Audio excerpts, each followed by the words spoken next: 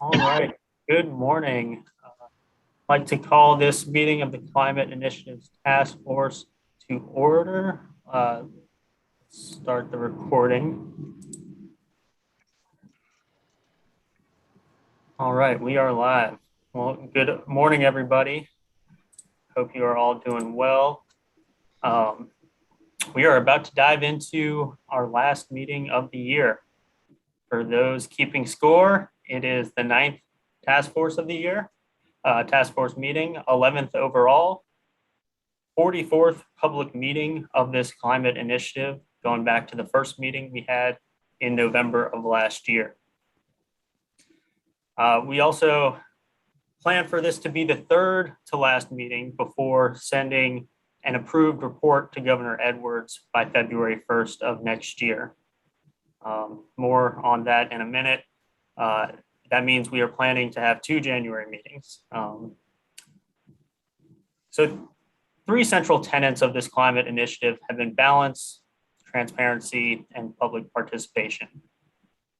And so in addition to the 44 public meetings we've had over the last 13 months, we've also had several public comment periods, and I'd like to get into that and tee up our discussion in just a moment. But Lindsay, would you mind advancing the slide and so we can see the roll or the agenda and call roll. So Ms. Kinchin, would you mind calling the roll, please? Chairman Varhoff. Here. Mr. Moses. Here. Mr. Lazina. Here. Mr. Lambert. Mr. Lanklos. Here. Ms.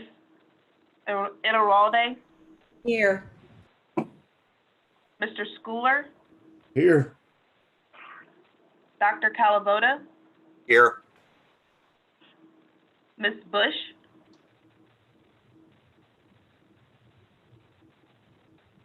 Mr. Hardy. Here. Mr. Robertson. Here. Mr. Gregg. Here. Mr. Bowser. Here. Mr. Borg. Here.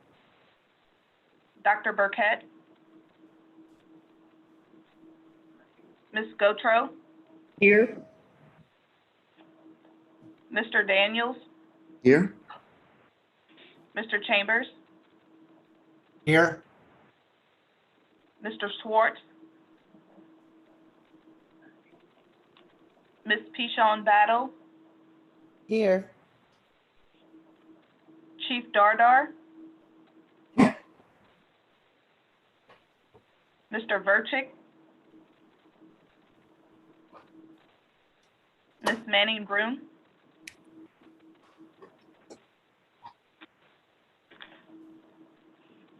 You have a quorum. Thank you, Ms. Kinchin. And just, I couldn't hear Professor Burchick's audio, but I do see he is present. So please let the record reflect that. And so, let's see, I'm actually noticing that we did not put in approval of the minutes. And so I'd actually ask that those were appended to the meeting notice. And so if I could, we need unanimous approval to amend the agenda to then consider adoption of the minutes.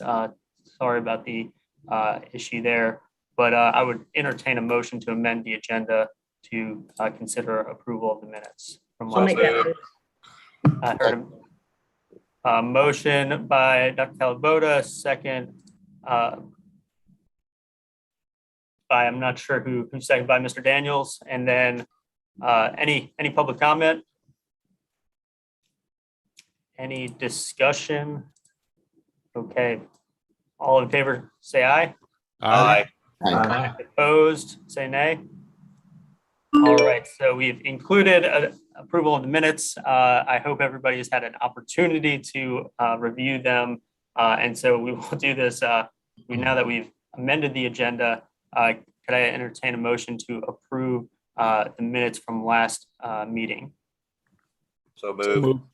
So motion from Dr. Calavoda, second by Professor Verchick. Any public comment? Any discussion? All in favor, say aye. Aye. Any opposed, nay? All right, minutes approved. Thank you for that. And so I'd like to start off this meeting by kind of reflecting a little bit on where we came from and how we spent this last year, and then look ahead to how we will land this report and meet our deadline of February 1st for getting a report on the governor's desk. And so in addition to the 44 public meetings that we've had over the last 13 months, we have also had several public comment periods. We invited the public to submit ideas on how to reduce greenhouse gas emissions. We held 2 public comment periods to get input on the context part of the draft action plan, what we eloquently labeled the draft partial final report. When we last met nearly 2 months ago, we had just received public comment on the first draft of the portfolio. And at that meeting, we went over the public input and discussed among ourselves that first draft. Since then, the planning team has been working very hard to incorporate all of that input, and we put out a revised draft portfolio on December 3rd. We think that this is a much better document than it was 2 months ago. I'll say that. We will be receiving public comment through the end of this year, and we will spend much of today going over those revisions. Next week, we will be sending out a draft climate action plan that finally stitches these 2 documents together. Ms. Cooper, would you mind advancing the slide? Or Mr. Sutcliffe? And so this finally stitched together document will contain updates to the context sections, as well as the current draft of the portfolio. And I implore you to all begin reviewing as soon as you possibly can, because we only have 6.5 weeks before this report is due on the governor's desk, and people are rightfully so going to be taking time off for the upcoming holidays. And so how are we going to land this report? We all recognized from the very beginning that this climate initiative was not going to be easy. Over the last 13 months, I have been heartened by everyone's commitment to staying at the table and engaging on this issue. But unsurprisingly, there are differing ideas on how to best reduce our emissions. And we tried to balance those differing ideas in this latest draft portfolio. However, to get us on a path to net zero, this portfolio contains actions that very well might not achieve consensus among our task force members. Governor Edwards gave us the task of identifying a balanced pathway to get to net zero. And I think it's incumbent upon us to approve a document that is of the magnitude and scale necessary to begin on that pathway.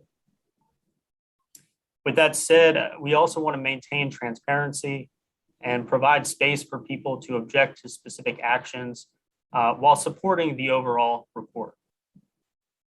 So come early January, we will circulate the planning team's recommended final climate action plan. And we'll go over the contents of that document in the first January meeting. Members of this task force will then be able to send in any dissent to specific actions and note their reasons why. We will incorporate that into the final plan before coming together at the end of January to vote on approval of the final climate action plan.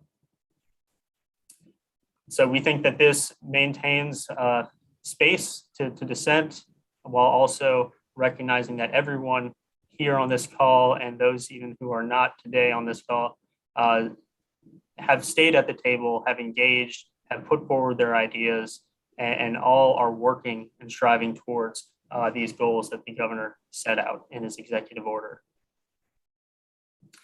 And so as you can see the calendar on here mapping out what I just went over, we are looking at January 11th for that first January meeting. And then we are still trying to work out a date for that second January meeting. Ideally, we would have all of you, participating. And so please, if you haven't already, fill out the doodle poll. It's critical that we get as many people there as possible. And so fill out that doodle poll. It's possible that based on some conflicts that we may need to have this meeting January 31st, which is not much of a turnaround. But I think staff, we can make that work if that is the best date available for the most task force members. So with that, I will actually, if you go to the next slide. So I wanted to kind of give people an idea of what this dissent could look like in the plan. And so we have the title of the strategy, the action, the description, the template that you've seen in the two draft portfolios, and then a little call out box identifying who, the number of people who dissented and why, a short, sentence or two, just to note those objections if there are any. So if you would go back actually to the timeline, and kind of at this point, you just want to open it up for any questions, comments, or concerns with what I just laid out and with this timeline and approach.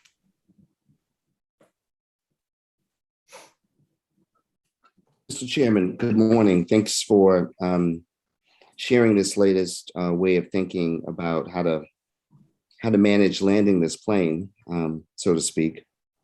And can you remind me, because I think I may have missed it. So this dissent action opportunity, does it extend from the task force itself or from the working groups? From where is it coming from in the process?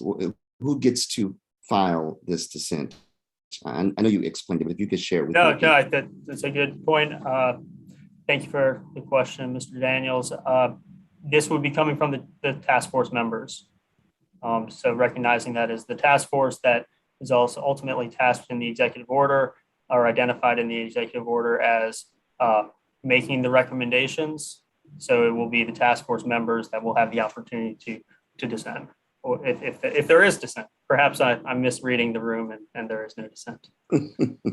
No, that's good. Thank you for that. And then I assume that dissent will be recorded, like functionally, how is that dissent, if there is dissent, recorded? Will it be recorded inside of the report itself, or is it an addendum, or what are you all thinking? Yes, and so this template of the action dissent so it would be incorporated into the portfolio section. Mm-hmm. And really right under an action, it will show that dissent in a little box, a text box. So it's very clear kind of what we're talking about and that it's not obscured in a separate document. I think that's the most straightforward approach. Thank you. Great questions. And I think it's important also to note that we do not have much of a turnaround time. And so between that first meeting in January, because we are committed to receiving public comment through the end of this year, at the end of this month, that we will have a quick turnaround to make any updates, get it to this task force, and then we'll ask for members to respond within a week of that first task force meeting, to lodge any dissent, to send us any dissent, and we'll send out a template for how you can do that, so it's easy to do so, and a very clear process. But that will then give us a week to incorporate and then recirculate what we anticipate to be the final plan for consideration. Ms. Pishon Battle. Thank you, Mr. Chairman. I did see Professor Verchek's hand up before mine. I'll just step back. Okay. I did want to express some concern about the timeline. I'm curious as to, maybe I could just hear it again. I apologize if I missed it. Why February 1st? Why not the end of February? What is the, is there a reason or rationale here? I did always understand that it was going to be in the early part of the year, but just if we could hear a little bit more of that. I'm just very concerned about this very important decision being rushed. And we have had, hurricanes, which I remember asking about in the spring. What are we going to do if we get hit? That is my job as a climate advocate, to point out that these storms are they're more frequent, they're more damaging, and here we are. Now we're going into the holidays. Some people in our communities are still not back in their homes, and we're making these big decisions. We're getting all the way to February 1st, and maybe there'll be a one-day turnaround. I mean, this feels very rushed for such important decisions. And if I could just hear, is there any way to push the timing back? Why are we rushing so fast? I know we want to get things done before maybe the legislative session or something like that, but could I just hear our rationale? Yes, and so that is the February 1st is the deadline set in the executive order that the governor set for us as the timeline that he wanted us to be on. And that in part is because, we are, whether it's legislative or regulatory or seeking, on the state level or seeking federal funds through some of the Infrastructure and Jobs Act, there's no time to waste, and we need to move into implementation as soon as possible to recognizing that all of those things take time and that they're on their own independent timelines in some cases. And so I think there's that component of wanting to balance planning process versus taking some action, particularly during Governor Edwards's term, which is just over 2 years. And so I will also just note that one of the recommendations, and it is anticipated that we will continue to meet as a task force after February 1st. And so that there will be opportunity to continue discussion. I do envision meetings that will look more at charting progress and evaluating action, and kind of being a forum, a public forum to show where action is taking place. But so I just offer that as well as just, it is not my hope that the task force is disbanded or after February 1st. Well, I just want to redirect on that, which is I definitely hear that we have our plans and that the governor put the date out. But when that date was put out, we were 2 strands down on COVID and 3 hurricanes away, and without making any kind of flexibility in this process, given the reality, especially of the people of Louisiana, I think is really a misstep for us. More time, not less, is always needed for these important decisions. But thank you for your response. Thank you, Ms. Chambel. Professor Verchick. Hi, thank you very much. And thanks so much for all the work that you've been putting in to this. I got my lawyer's hat on today, and I'm trying to figure out how this works with with my duty as a task force member under the executive order, in terms of the way the voting is, or vetoes, as you say, because it seems that the task force members should have some role in looking at the overall document. And the reason is the I'm reading the executive order here, and it charges me and each one of us to make recommendations to achieve net zero by 2050, in so many words. And so I've got to think about whether this portfolio achieves net zero. And it seems to me, although I don't know all the details yet, it seems to me clearly the answer is no to that.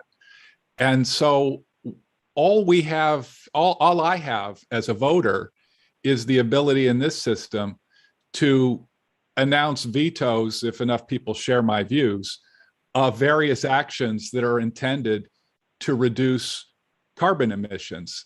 In other words, we start with a document that is I'm almost sure not going to get to net zero by 2050. And the only option I have as a task force member is to help whittle it down further by objecting to the things that are reducing carbon or that we think are going to reduce carbon. There may be a few exceptions. I mean, blue hydrogen might make things worse, and so maybe I could vote against that. But otherwise, it seems to me that I have no ability to argue for getting a document that in fact meets what the governor asked me to do. I only have the option of making it worse by objecting to things that would reduce carbon emissions.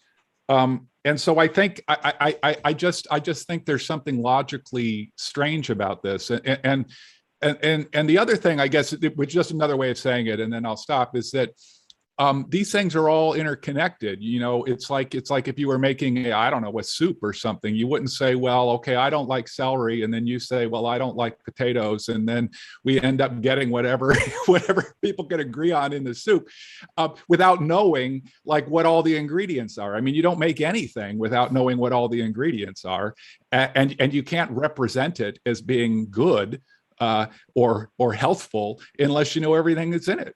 And you're just asking me to like vote on each ingredient without knowing what the whole thing is going to look like. And I think that, I don't know, myself, I don't think that serves the purpose of the executive order. And my legal head is saying, this is a legal act. This is the governor instructing, directing me as a task force member to do something that it seems to me I'm now prohibited from doing. And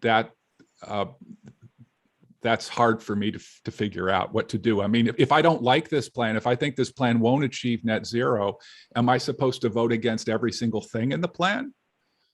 I don't know. Yeah, and to address one of the points you made, in lodging dissent, the idea is that you're not voting on each and every action. There's one vote on the whole plan. And with its dissenters noted therein.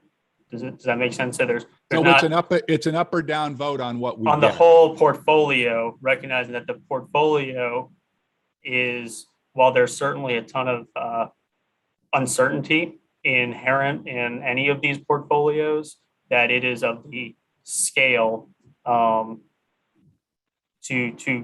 get us on that path to net zero. And what is the question I'm voting on? Whether or not this package meets the goals of the executive order? And whether to send this report to the governor as the report to containing policies, strategies, incentives. Yes. So if in my judgment, the package that comes before us would not under any plausible circumstances reach the goal that the governor gave me in the executive order, I'm supposed to vote no? That is your prerogative. I think we still have opportunity, certainly with this public comment period, with today's discussion, to go over this latest draft and its potential impact on greenhouse gas emissions as well.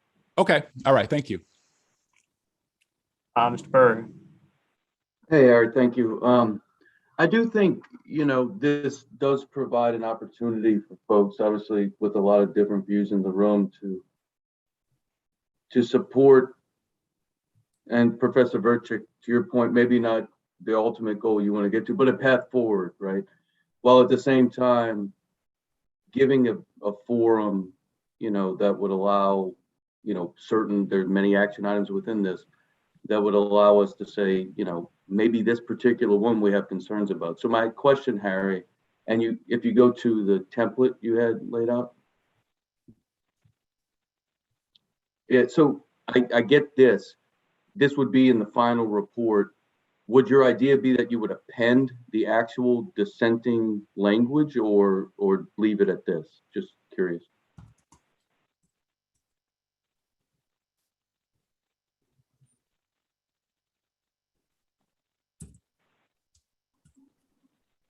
I think Harry froze.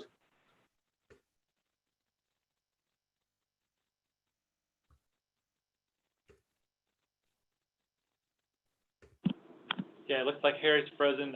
He's either going to walk right into this room or get right back on. But Lindsay, do you want to cover? Yeah, I can speak to this a little bit better. So we've seen this approach work well in other states to vote on the plan as a whole as a path forward to reducing emissions and meeting our goals. From the beginning of this process, we knew that this wouldn't necessarily be a net zero pathway for Louisiana. But having this ability to pose dissenting views, we see that as a way to annotate and mark down just the different views of the task force that different members have. And so with that, Jonathan, your question was about how we're going to represent that. So we're going to send you guys a survey after our first meeting in January with any of the changes that we've made to the revised portfolio. We'll go through that in the first January meeting alongside the full draft plan and send you guys a survey after, kind of like we did for the analysis that we just did in October, August to October. And in that, you'll be able to pick the action number and then write a one-line explanation of why do you dissent on that action. So we will summarize that here as, just as I note here, 2 members did not support this because of an overarching concern or 2 overarching concerns. But we will append and share with you all the full remarks of everyone's dissent, as we have done with the analysis in the past, but wanted to make that concise in the actions because actions are already quite long, but didn't want to just put it at the end of the portfolio altogether. Yeah, and I guess, Lindsay, it was more a little procedural. Like, will the final report include that appendix with the actual verbiage? I'm just curious as we move forward. Yes, yeah, it will. Got it. Thank you very much.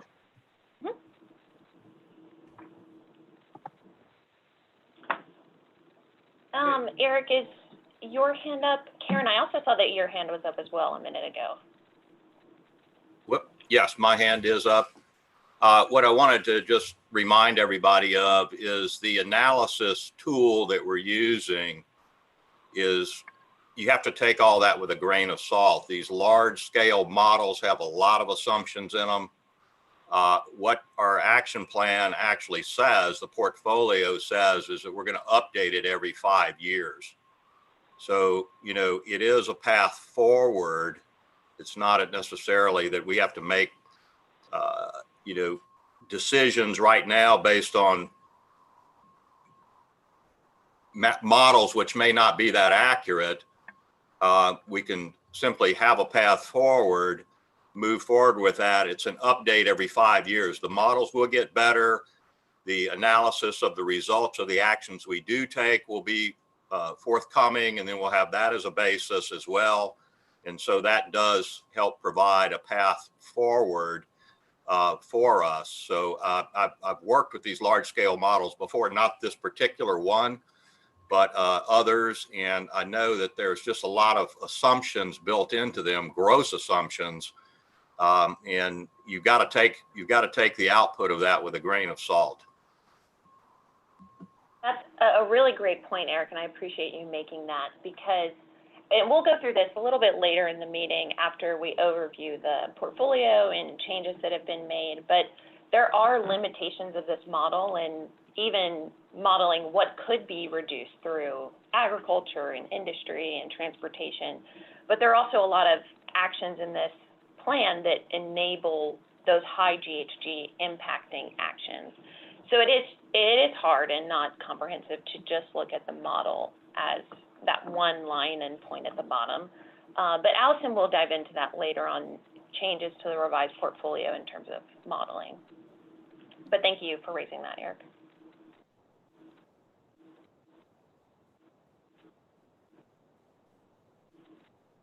Apologize for having my computer freeze, and I'm back in working order.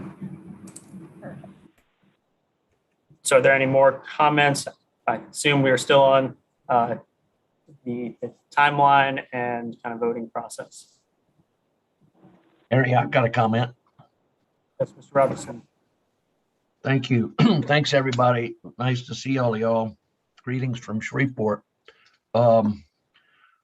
What's to prevent the task force from sending a resolution to the governor asking for more time? That's the pleasure of the task force. I think that's still that's available, but I do think that the until directed otherwise, that is the executive order is the order, and that is the timeline set. So I would still at least maintain that we need to continue on this timeline for the time being, unless we hear otherwise. Okay, thank you. Ms. Gotro. Thank you, Mr. Chair. I had raised my hand a little earlier, and some of what I was going to address has been addressed, but I do think that this is a point in time reflection with much more work to go, as we've discussed. And I hope the task force continues not only as update on progress report, but also is able to refine some of the actions that, they are complex. So some version of updating the plan in 5 years versus just looking at progress. I think there's lots of opportunity to dig a little deeper and provide additional time to, not saying don't do the report. I know there are reasons to try to get a product by February 1st, but not think that this is the end of it and it's not subject to additional work as we move forward. Thank you, Ms. Gotro. Certainly, great point of certainly still a lot of work to be done. Dr. Burkett. Yes, let me lower my hand. Yeah, the science advisory group, I do have some comments later about a path forward. And tell me something, Harry, is one of the pressing timeline factors, is it legislation? I mean, can you give us a little more context? Do we need to have it in February 1st so that action can be taken to the legislature? So if there is any opportunity for, legislation, session starts in the spring, and potential for any legislation, yes, I think you missed the boat, and preclude yourself if you delay really any more than February 1st. Similarly, even rulemaking, the process itself, takes about a year, and that doesn't include drafting regulations. That doesn't include ideally having the people that drafted them implement them and in the first place to set some of the internal structures and protocols. So there isn't a lot of time in that on that approach as well. Also, federal legislation, federal funds, opportunities, in the Infrastructure Jobs Act. I mean, there are timelines that are moving forward that we don't want to miss out on. Not necessarily, and so I think trying to have our plan in place and kind of be consolidated around that, those different actions, and will help us compete and help us not miss out on opportunities there for competing for federal funding. Thanks.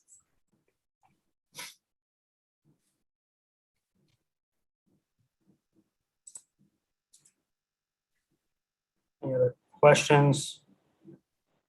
Mr. Hardy, do I see your hand, or you put it down? Gotcha. Mr. Daniels. Yeah, just listening to the comments, Mr. Chairman, I think there seems to be some real strong consideration for finding a way to either amend this timeline or to maybe reset. There's nothing keeping us from saying we'll submit an initial report and then have some follow-up action so that we can suss through some of the more complex issues, and also make sure, to Ms.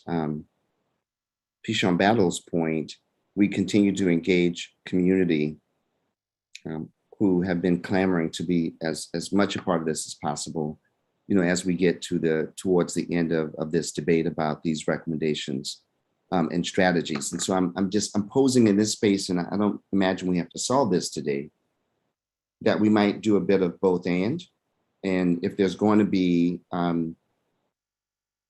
race to the finish line so that we can respond to legislative opportunities and respond to federal funding opportunities, that there's a way to focus on that. And also acknowledge that there's some other things that we may need some time to come back to and have addenda to this report or something along those lines. So when you say, well, maybe this task force would continue in some shape, form, or fashion, selfishly, I think some of us would love to be done with it, but the truth is this is the work. And so we might consider some of the comments that have been made so that we can maybe shift the strategy. And I will just, for the point of record, say, I'm not sure I came to this space or the task force imagining that we would be recommending anything other than an actual path toward net zero. And I still think that's possible.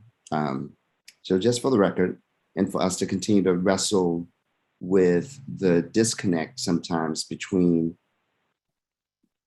this calamity that we're in a climate crisis. And so we don't have time to continue to consider what might be. We're in a moment where we really have to double down on the recommendations to act, even as we continue to learn and to evolve from a policy perspective. Just my 2 cents. Thank you, Mr. Daniels. Great points. And I think let's see how this meeting goes, kind of go through the latest draft. We also have at least 2 meetings in January planned out.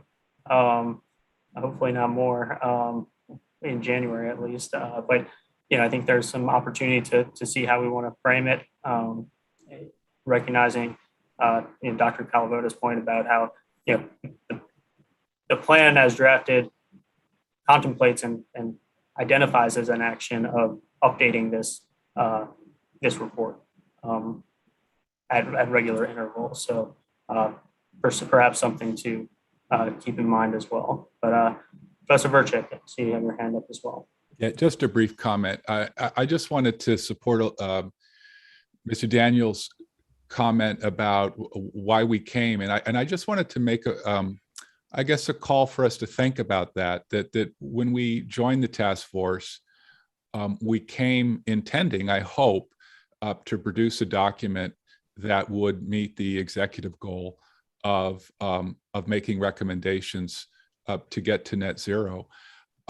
It's a dicey thing to do, but I don't think that either the science, the policy, or the economics is what is keeping us from coming up with a list that would get to net zero. There are plenty of states that have done that, of countries that have done that. We have our own nationally determined contributions under the Paris Agreement, the federal government does.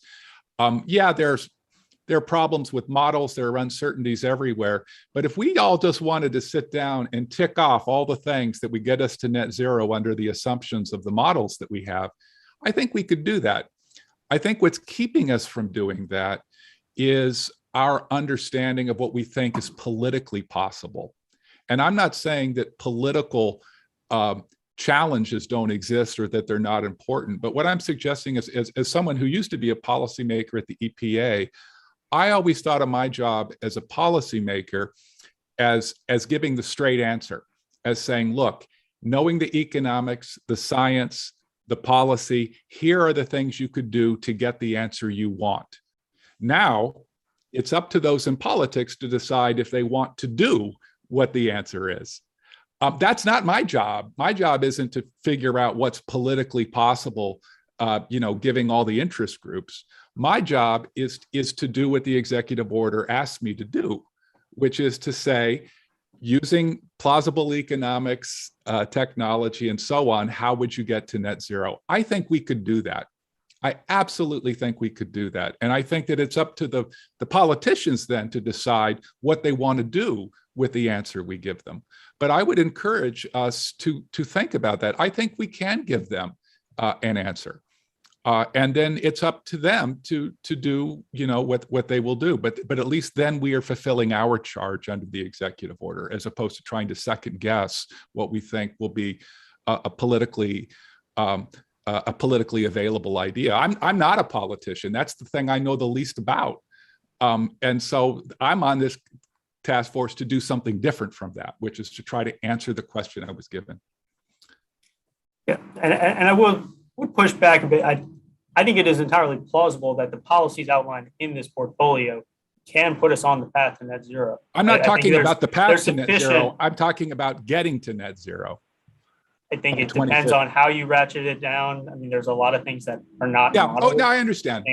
Yeah. I mean, I think that the timeline of implementation certainly matters. And so I think that there are a tremendous amount of variables that are just uncertain at this point to have any confidence that, what is that set of policies. And I think we have identified the range. I mean, there's some 90 some odd actions in this portfolio.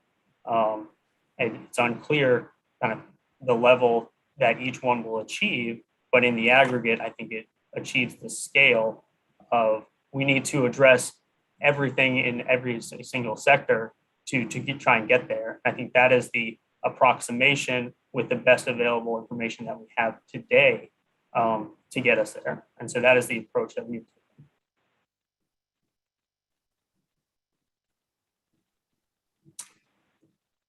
Any other comments? Certainly not the end of this discussion, but we can move it either depending to the end of the meeting or to certainly as well to the next meeting. And yes, Ms. Pichon-Battle. Mr. Chairman, one quick question. In the final report that we're going to vote on, will there be any mention of the projects that are already permitted but not, how we've been having this conversation about the permitted projects that are not in necessarily the strategies we've been talking about because they're already in that permitted process and they will increase greenhouse gas emissions? Will there be any information or assessment of those in the final report? So there is that is incorporated into or addressed in the LSU's greenhouse gas inventory. And so we are pulling excerpts, and I think that is a relevant one to pull into the final report. Thank you. And Harry, if I could just add to that, as Allison will overview a little bit later in the meeting, we've modeled our business as usual case with like a high, medium, and low of what we could anticipate, but we've certainly included that in the high level scenario. So it is in there. Thank you. All right. Seeing no other hands raised, Mr. Sutcliffe, will you take us to our next agenda item? You're on mute. Thank you for that as well. So kind of to keep kind of fleshing out how this process is winding down, I did want to spend a little time talking about what the full climate action plan is going to look like as a document. And so this is going to be a single product, although we've been developing it in two different pieces. And so at the end of the process, these two pieces that we've kind of seen at different times are going to come together and they're going to speak to one another. If that's our goal there. So again, on this slide, you're seeing the two main pieces. So we've got background and context sections, and then you've got the portfolio of strategies and actions that are shown here in blue. And so, a significant portion of today's meeting will be discussing how we've updated the portfolio in response to all the different feedback we've gotten. But before we get there, we're going to spend just a short amount of time talking about how the background and context side of the final plan are coming along. And as Harry mentioned at the beginning, we're going to release that section to you guys next week. And so just to give an overview of some of the big picture changes that have taken place in response to the feedback we've received, One, there are just a lot of organizational improvements that you all and the public have called out for us. So there's been just a lot of great common sense feedback about how to make the plan itself more accessible to the reader. And so one of those changes we made last time was to add a glossary. That we're going to, obviously keep that and improve that and expand it. There are a lot of acronyms throughout this plan, as you can imagine, as you know, if you've been following along, that relate to technologies or policies or entities and implementers. So that is going to be in there to demystify as much as possible. And then we've got some new additions, like an executive summary that will help make the main points from the plan more accessible to more audiences, because we know not everybody can read a 100-page document. And then also a table of contents within the portfolio itself, so you can kind of see it more at a glance and find things more easily. So that's kind of some organizational things that we are looking at. The second big bucket of kind of like evolutions of this document has to do with the fact that we now have progress on deliverables that can inform this report. And so we've got deliverables tools and the portfolio itself. So the first version of this report, as you all know, referenced an outdated greenhouse gas inventory. We now have a 2021 version, and so that is going to inform and kind of serve as the basis for as a fact-based starting point for all the discussions throughout the plan. The second thing is that we now have a planning modeling tool that's going to help us appreciate really the potential benefits of implementing certain policies. So again, in prior versions of the report, we had no way to really estimate the magnitude of the impact of the solutions that were being proposed. And so outputs from the tool are going to help us discuss the benefits of the plan when it comes to greenhouse gas reductions in a more concrete way, but while recognizing, all the different uncertainties and things that Allison's going to go into more. Nevertheless, that tool is not going to live outside the plan. We're going to bring it in and use it to kind of help us through the discussion elements. And then finally, and most importantly, we now have a clearer sense of what our state's series of strategies and actions will actually be to address this issue. And so, like I said, the two halves of the plan need to speak to one another. And so now that we're closer to knowing what will be included on the portfolio side of the report, it's helping inform how we talk about the benefits of taking climate action most directly. So I think that's a really big, important evolution there. And then finally, I would say just the context and the narrative itself has really evolved. So this whole process has been about struggling with Louisiana's extreme vulnerability to the impacts of climate change while striving to maintain economic competitiveness. And I think our ability as a staff and as a group to kind of talk about this and grapple with both sides of that issue, with all the contradictions and difficulties it produces, has really evolved tremendously over these past 2 years of meetings. We have fundamental objectives. We've had countless discussions. We've had expert presentations, public feedback. We've just really learned a lot as we've gone on. And I think the document has evolved, especially when we think about that first attempt that we put out way back when on the lead up to the interim report last year. Along those lines, this report also benefits tremendously from the targeted feedback we receive from our advisory groups.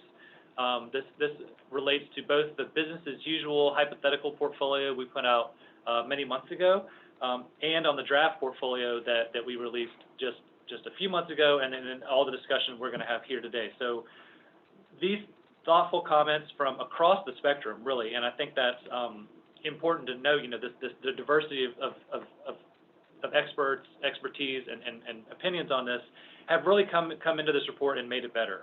It's given us a lot of different concerns that we've had to weigh, but it's also made us more adept, I think, at striking the appropriate balance. And I hope you'll agree when you get to see kind of how this report reads next week. We've also gotten feedback that's helped us see more clearly where our blind spots are and identify resources to help fill those in. And so I just really appreciate everybody that's helped contribute resources and pointed out those different things along the way. One just specific example of that is that the Louisiana Department of Health has helped us really look at the health impact section and kind of make sure that we're talking about it appropriately and bringing in the right citations and resources. And so things like that have happened throughout this entire process, and it's made it a lot better. And I would say finally, on this idea, throughout this year of meetings and planning, the world itself has moved forward, and that has brought new clarity and new examples of how we and the rest of the world are feeling the effects of climate change and how the energy transition is progressing in real life. And so these events, like hurricanes Laura, Delta, and Ida, multiple announcements and investments, all those things that have been going on have also informed how this report has changed over time. And so just finally, a few specific changes that you will notice, and I want to just raise for your attention in the final plan.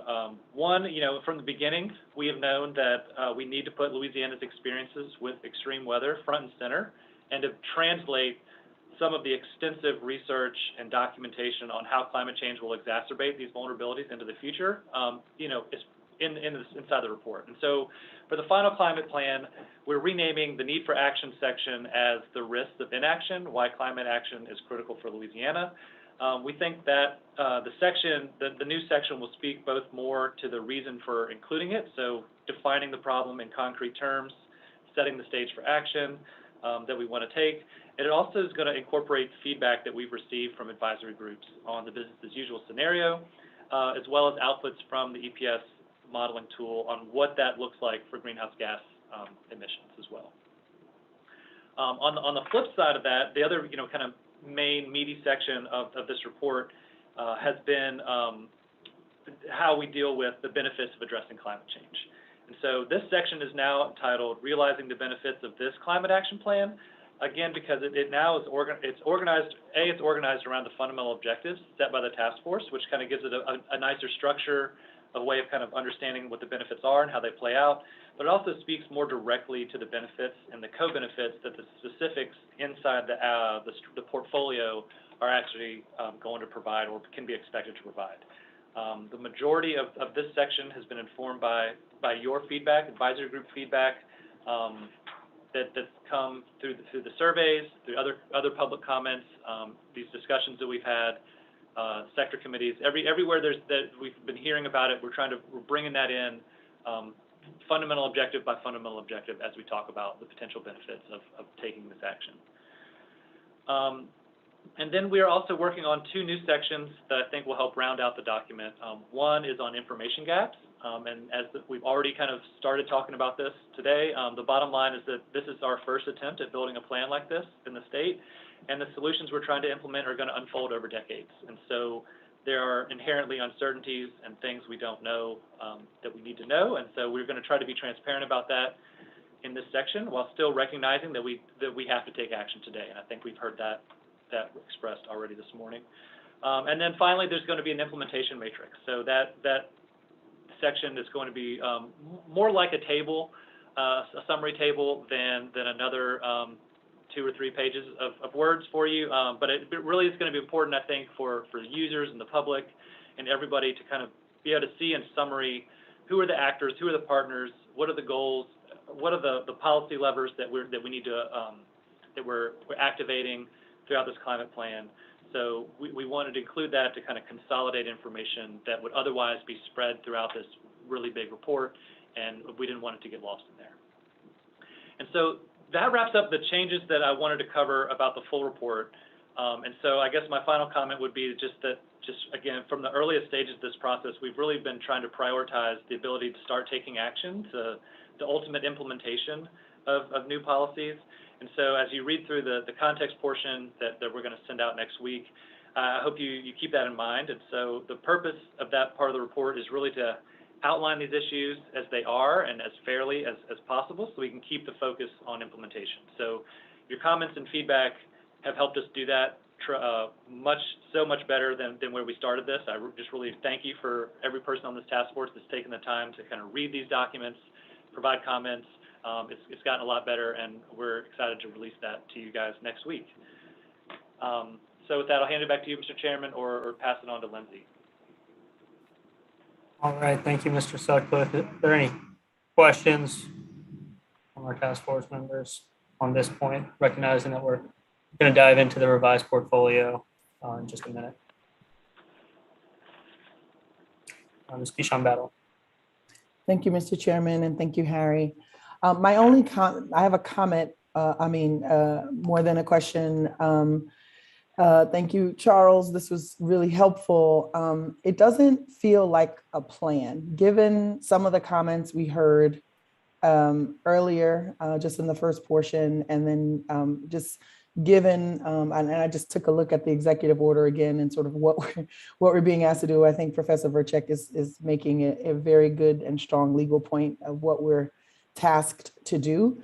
And if we only get to recommendations, it feels like it would be disingenuous of us to call this a plan, because I think a plan would offer some indication that there is agreement, that this is, this is what we're saying to do. And it feels like what we're actually doing is sort of assessing the options in front of us and critiquing or offering whether or not we're in favor of it. So I would just like to suggest that we not call this a plan, but go back to the word used in the executive order, which I believe is report.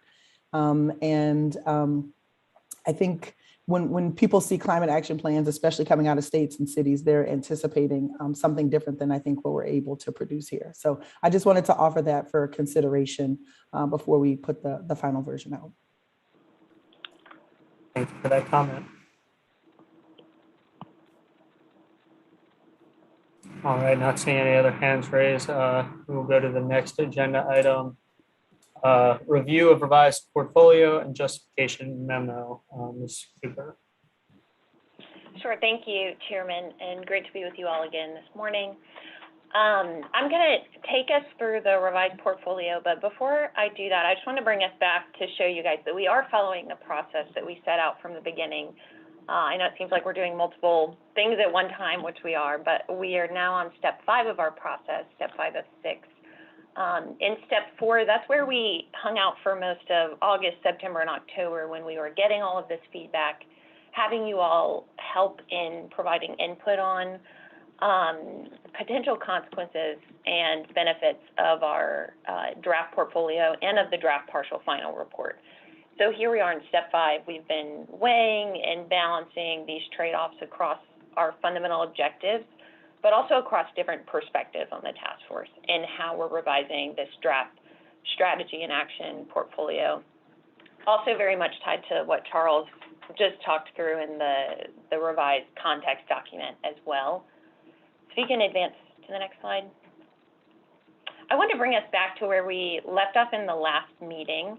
So this and the next few slides are talking through high-level takeaways from the draft portfolio, where we ended our conversation at the end of October.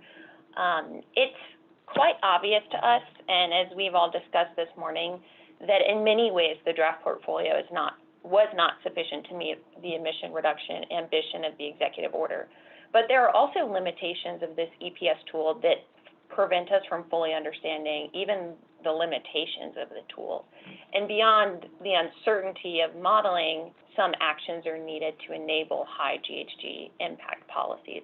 And we've called those enabling actions. So there's sort of 2 realms of those limitations that we saw. But even with those limitations in mind, there was a huge takeaway that there's going to be a large demand for renewable electricity, especially in transitioning our industrial sector, but in multiple sectors as well.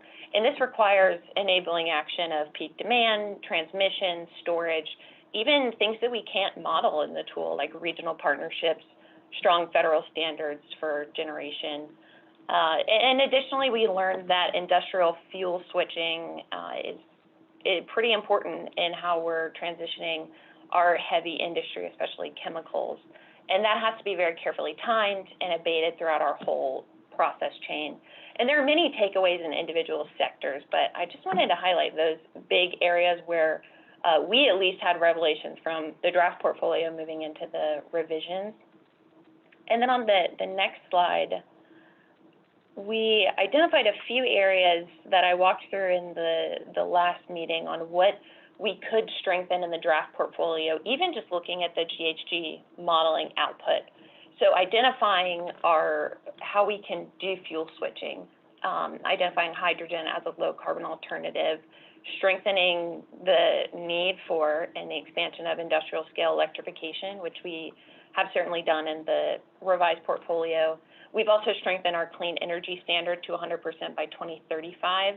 This is aligned with federal standards, but we saw that a huge emission reduction impact from scaling that up from the original 50% of the draft portfolio. Again, strengthening those enabling actions that will support our ability to meet that clean energy standard, strengthening the percentage of CCS that's abating heavy industry process emissions, because that's an area where Louisiana will struggle to reduce emissions. So that's been an area that we've focused on as well. And setting a price on carbon, we've provided more context and talked through more of the needs of where research should happen and where we can move forward on setting a price on carbon. And additionally, we set goals and targets to accompany strategies and actions. And then moving on to the non-GHG objectives, there were other components of this analysis to understand not only the GHGs, but we have all these other fundamental objectives.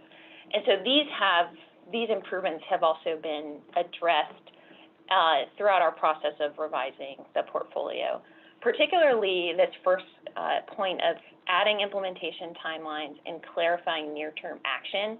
Pretty much across the board in all of our actions we've laid out, even for longer-term actions, what are the near-term steps we need to take? What are those near-term priorities in each of our actions, even to meet longer-term ambition? We've also addressed feasibility and implications, kind of flipping that one on its head to highlight strategies, areas where strategies offer potential benefits to economy and jobs and increase access to resources. And I'll talk through that a little bit in the portfolio itself. Ensuring interconnectedness across sections. I think this is a place in the portfolio where we've really strengthened our policy design, is coordinating how these actions speak to each other. And we don't just have 97 independent floating actions, but they all are working together and need each other in implementation. And then lastly, as we've strengthened all actions, we've also strengthened and added in language to create that intention and what we hope to be an assurance that there is equitable access in policy design. However, I do see this as still one of our big gaps from the tracking and measuring side, which I'll revisit again later. And on to the next slide, I landed our meeting in October with this slide that just overviewed, in addition to that feedback on our objectives, we also received a lot of public comments, comments from our sector committees, and learned in conversations with you all in the 3 October meetings that there were some key takeaways that we wanted to think through and hold central in our revision of the portfolio. One of those is funding. We do realize there's an extensive funding need present across this whole portfolio. We are excited with passage of the Infrastructure Act and hopefully with passage of the Build Back Better as well soon. We've identified funding opportunities where we see it possible at the federal level. We've also tied a carbon pricing system to funding climate mitigation activities.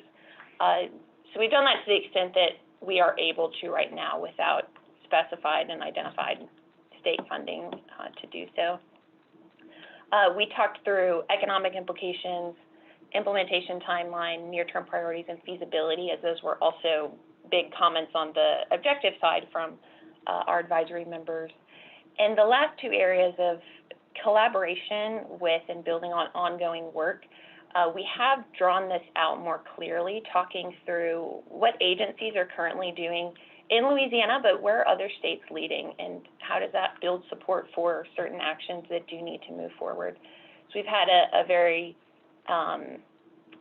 great benefit of working with the Climate Alliance and talking with them through some of these actions and the work that other states are doing, even in greater detail that's represented in the portfolio. And then uncertainties of existing and additional authority, we have noted more clearly. But again, this will come together with the whole plan, as Charles just mentioned. So moving on to the portfolio itself, all this feedback was very influential in how our team made revisions to the portfolio. I circulated this draft, the revised draft, about 2 weeks ago, And then last week I sent over the justification memo, walking through how GOCA made changes from the draft to get to this revision. And so over the next couple of slides, I'll just take us by each section at a high level. I'll first highlight some overarching changes that you can see across actions, but when we get into individual sections, talking more through how structures change, how goals have been set, because I know that probably added together, that's about 90 pages. So there's no expectation that you all have read through it thoroughly before today. So moving on to the overarching changes to the portfolio, you've probably noticed it looks similar structurally to the draft of the portfolio. Our goal here wasn't to overhaul that draft, but to refine it to make it better and more accurate in a few different ways. So we've developed and added co-benefit sections across all of our strategies. So how do these strategies, our higher level vision statements, what benefits do they provide to our objectives, but also thinking a little bit more broadly, community-wide, and to our economy, to resilience, broadening out benefits strategies could have. We've also highlighted implementation agencies and partners alongside implementation timelines and quantitative goals, and examples from ongoing work of other states. As I mentioned, those comments we received a lot through our feedback. And then this last point here, we have revised, or I guess restructured, our infrastructure section. Charles, if you can go to the next slide. We used to have, in the draft portfolio, we had an entire section on safe and resilient energy and infrastructure for tomorrow's needs. But this is, the actions underneath this section, even the strategies, are critical in how we're thinking about other sections.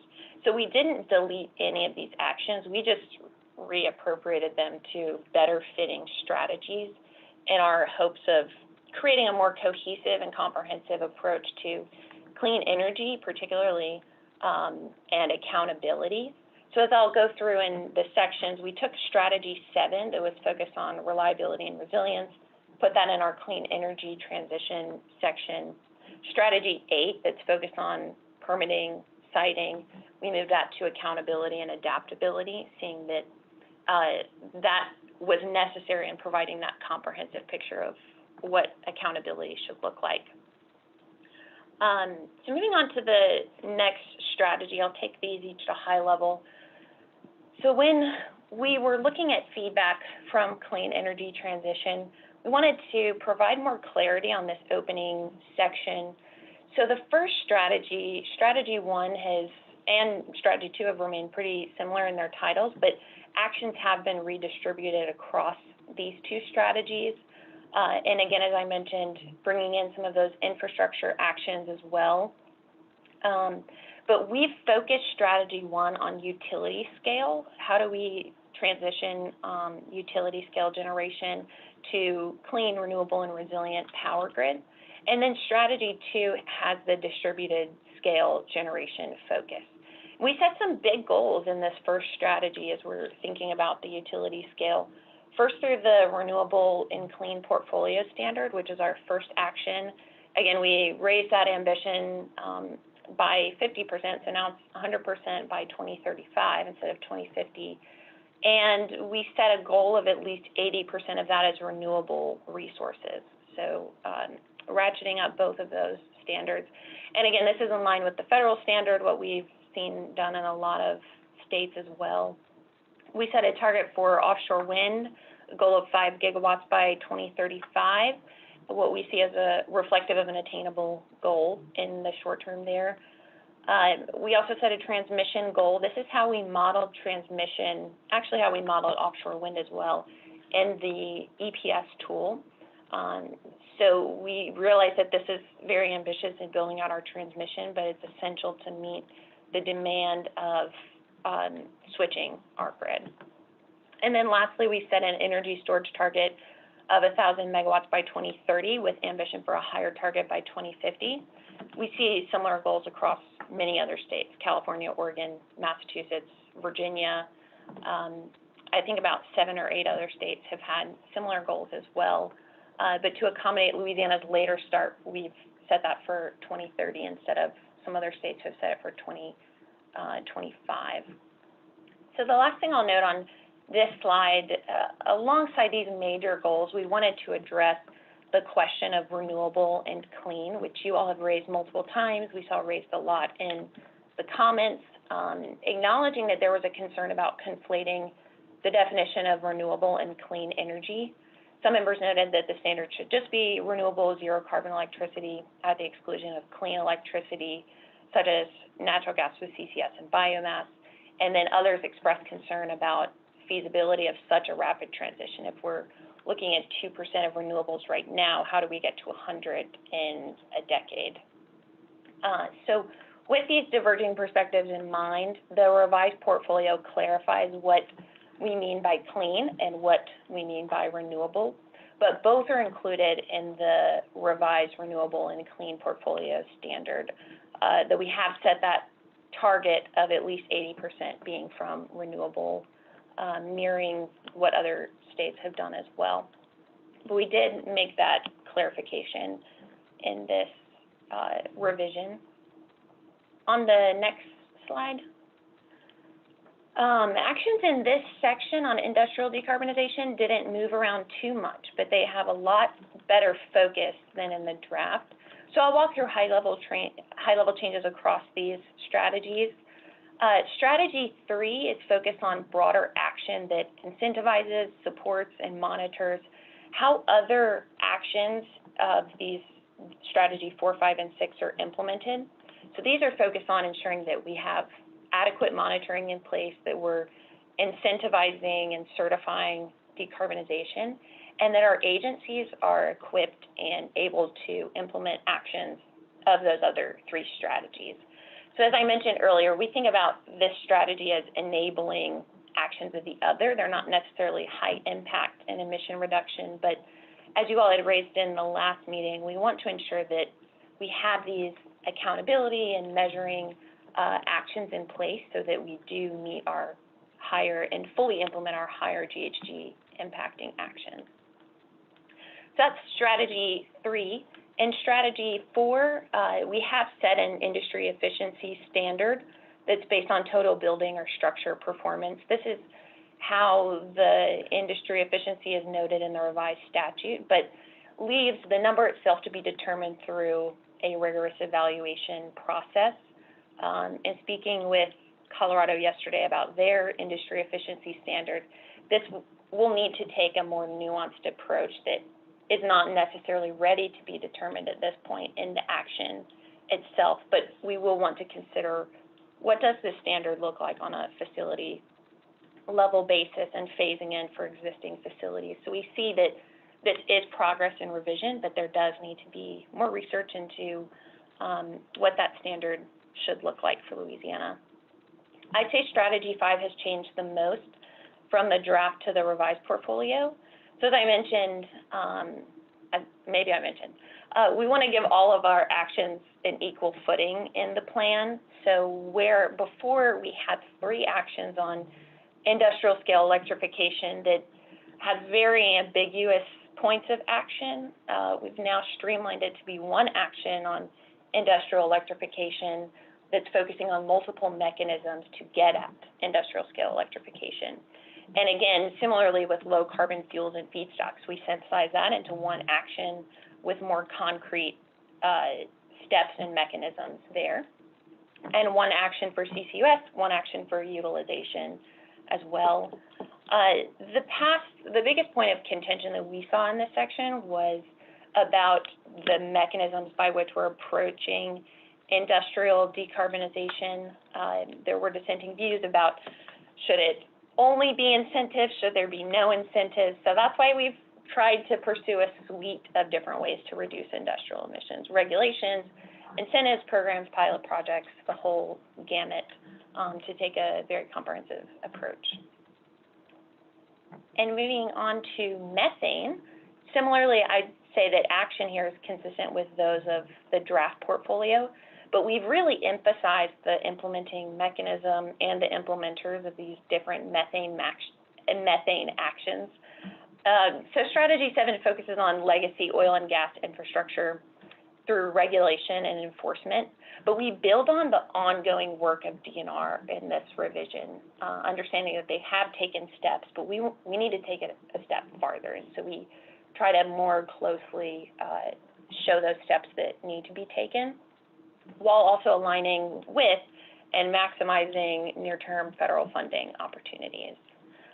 And so we've honed in on the high-impact near steps that we see need to be approached in this strategy. Strategy 8 is focused on a different avenue of methane release, which is through intentional and unintentional release of methane in industrial practices. So this is at the wellhead and transport and refining and direct use. So in this strategy, we better articulate where methane monitoring needs to be enhanced and the utility of expanding the leak detection and repair program. So again, as we did in Strategy 7, taking ongoing work and determining how can we better monitor, how can we better repair these leaks in a timely manner. Moving on to transportation. Strategies of this section in name remain the same, but you might have noticed that we've switched them around a little bit to reflect and put a more cohesive transportation development and built environment section together. So we kick off this section with the strategy focused on adoption and accessibility of clean vehicles and fuels. And we wanted to highlight here different approaches that need to be taken for different types of vehicles. We really lacked that in the first version. So here we focus on how do we accelerate adoption for passenger light duty vehicles versus medium and heavy duty transportation versus shipping and aviation, providing more nuance in those solutions, and also being aware of where the research is and the solutions just aren't quite there yet. Where do we need to try out some pilot projects and utilize DOE funding for that? Strategy 10, actions have been rearranged here on this this strategy focused on transportation efficiencies. We wanted to create some clear lines and actions around different modes of transit. So the first action speaks to vehicle miles traveled, how we can reduce and bolster alternative modes of transit. We also speak to reduced idling of fleets and then freight transport as well. How do we make freight transport more efficient? But there are also policies that reduce transit demand in this section, which is also tied to our action around vehicle miles traveled, but also access to broadband and to telecommuting as well. So clarifying, what does it mean to increase those transportation efficiencies? Bolstering the alternative modes of transit, but also reducing transit demand is how we've thought through it.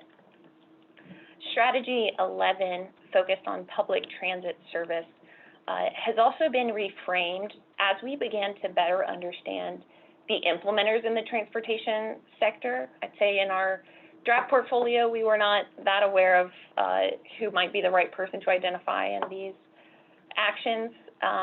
So we've, again, created some clear lanes in this strategy, focusing in the first action on urban transit and increasing public transit in urban areas. The second action focuses on rural areas. The third action focuses on regional transit. Strategy 12 is on coordinating land use to reduce sprawl, support healthy and resilient communities.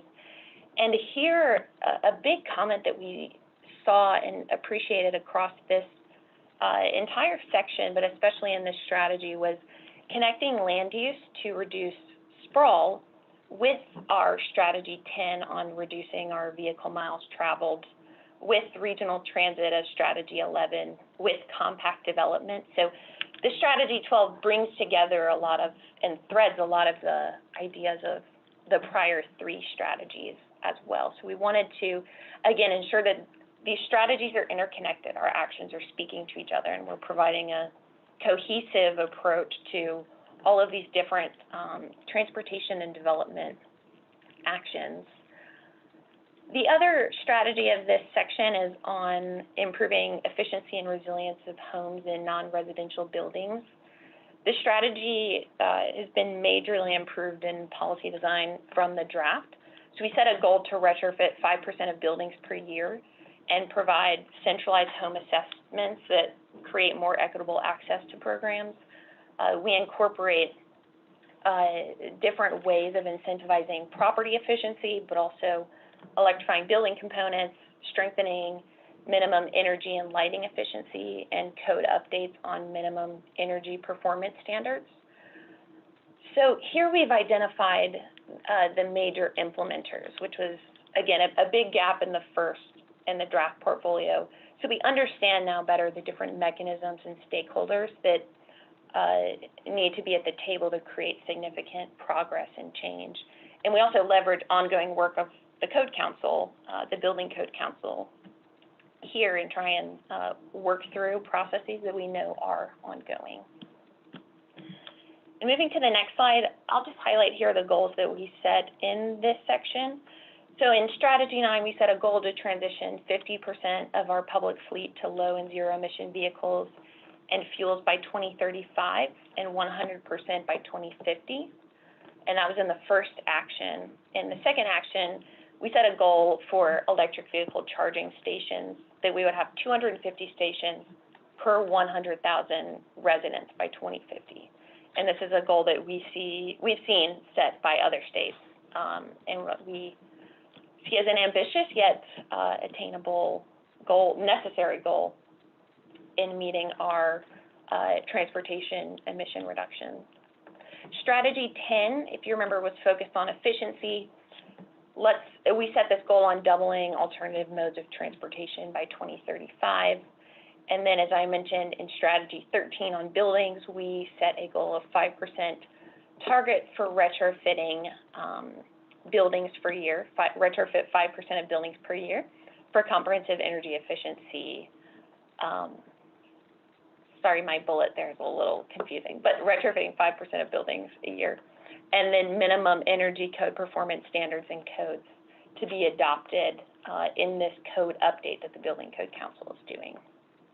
So I got into the nuance of that section a little bit, but wanted to clarify where some of the connections were made, but also clarifications were provided.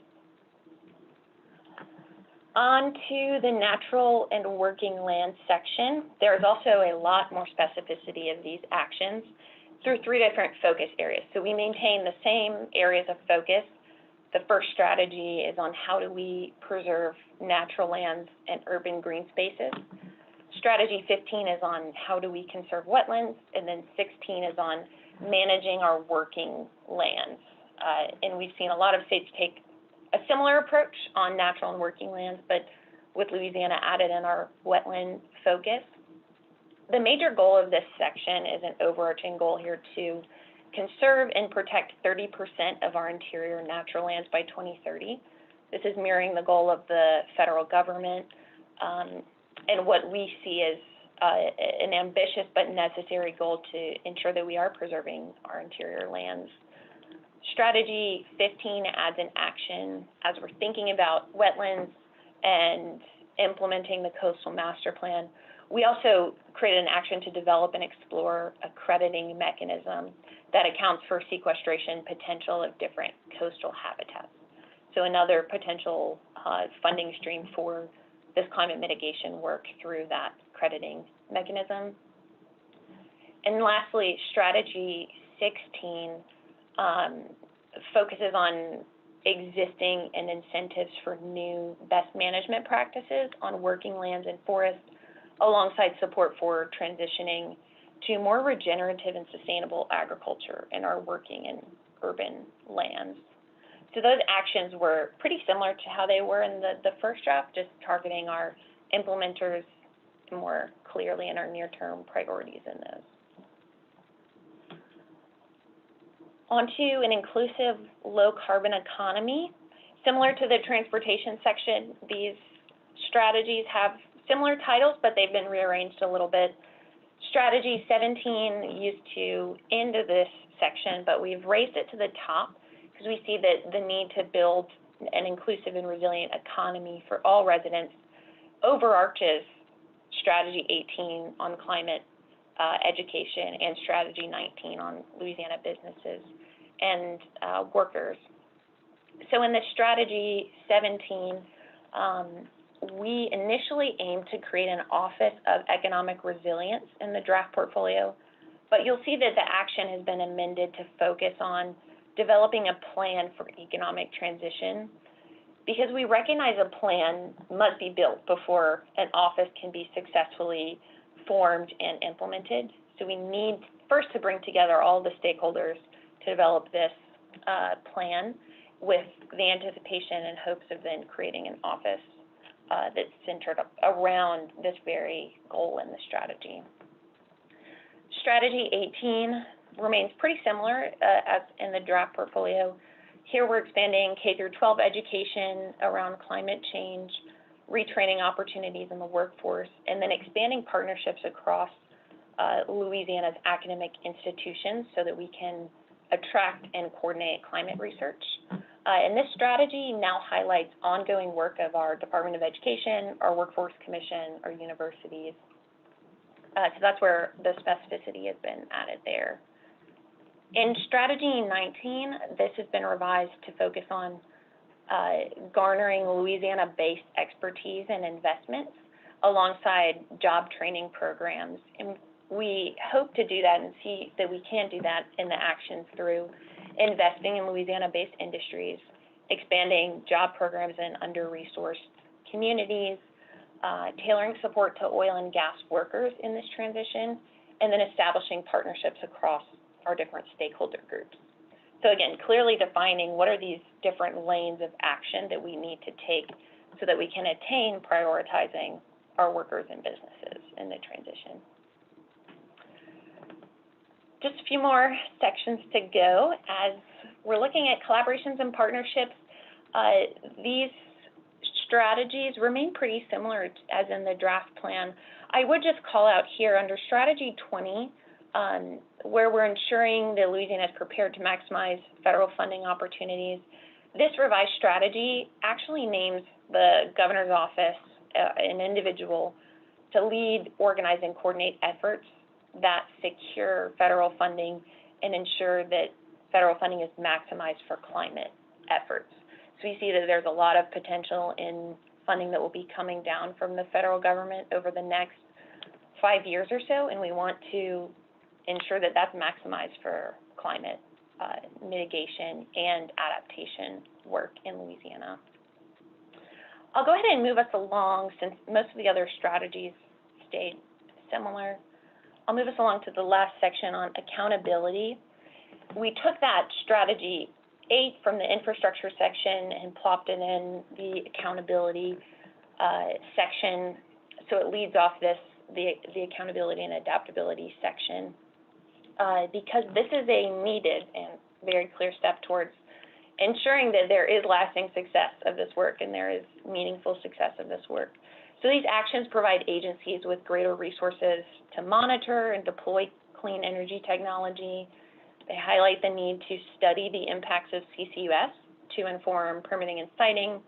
Also the need to develop regulatory frameworks and siting plans for new infrastructure, as well as updating existing practices and regulations. So some pretty heavy and long actions there, but very central in lasting success.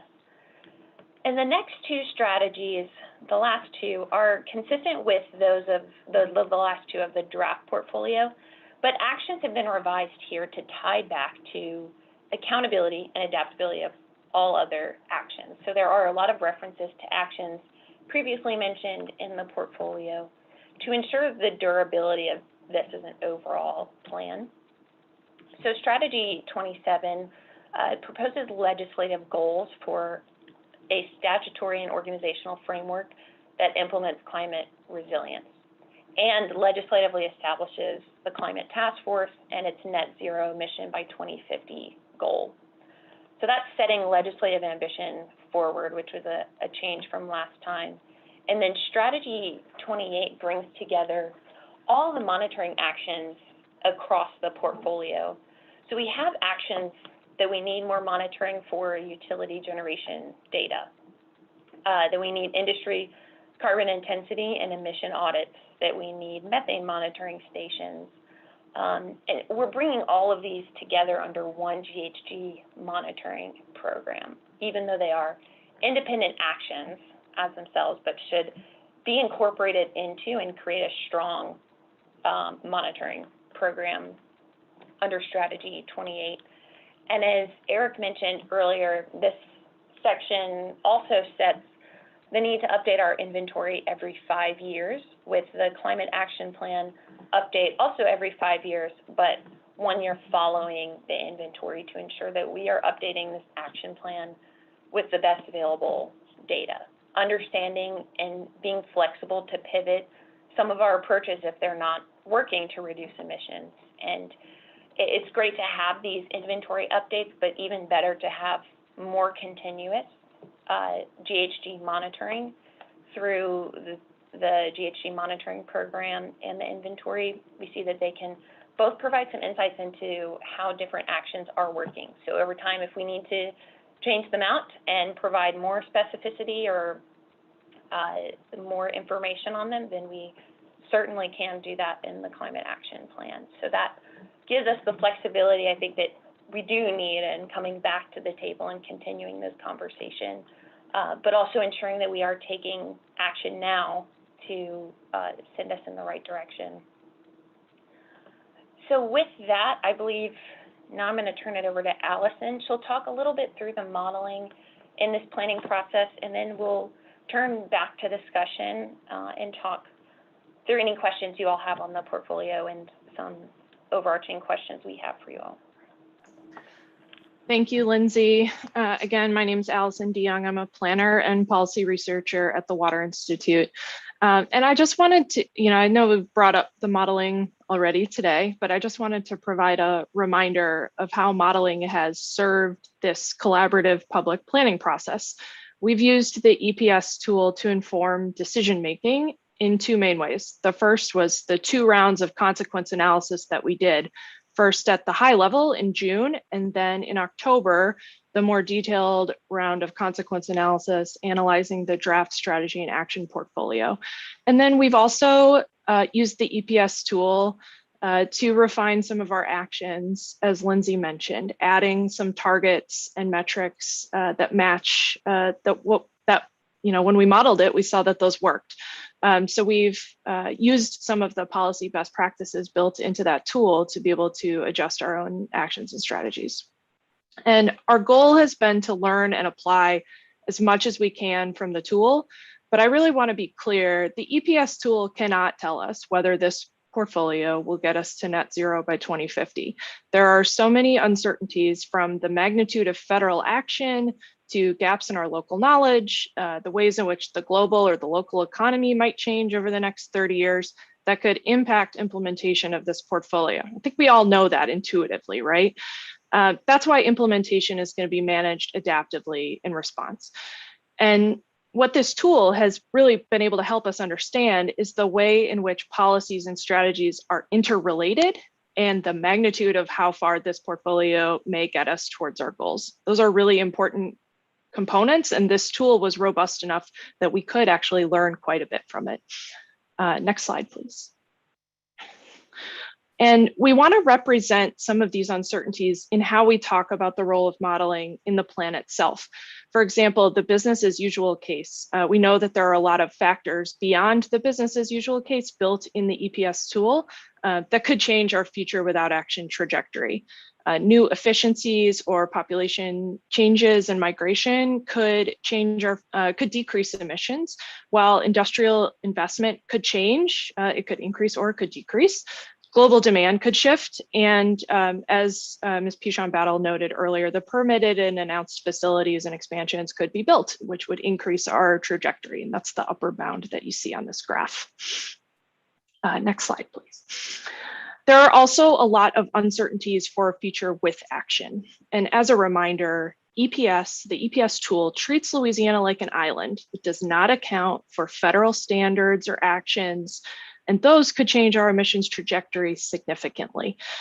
Technological breakthroughs, global changes in demand or consumption could also decrease our emissions. Our environment could change. It may be able to store more or less carbon. Human behavior, though, I think is a really important factor that we need to think about. If coordination and cooperation are high, we may be able to take more aggressive action. But if timelines are extended or standards are weakened, enforcement is lax, that could lead to increased emissions. So adaptively managing our trajectory so that we can deal with residual emissions, whether those are in the industrial or the transportation, the electricity or agricultural sectors, that'll be really important. And the intent is to include these two graphs, the ones I just showed you, in the report with the appropriate framing of these uncertainties to address how far this portfolio gets us.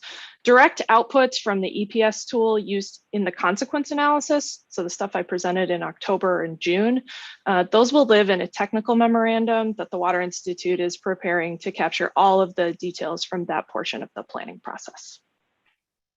Next slide, please.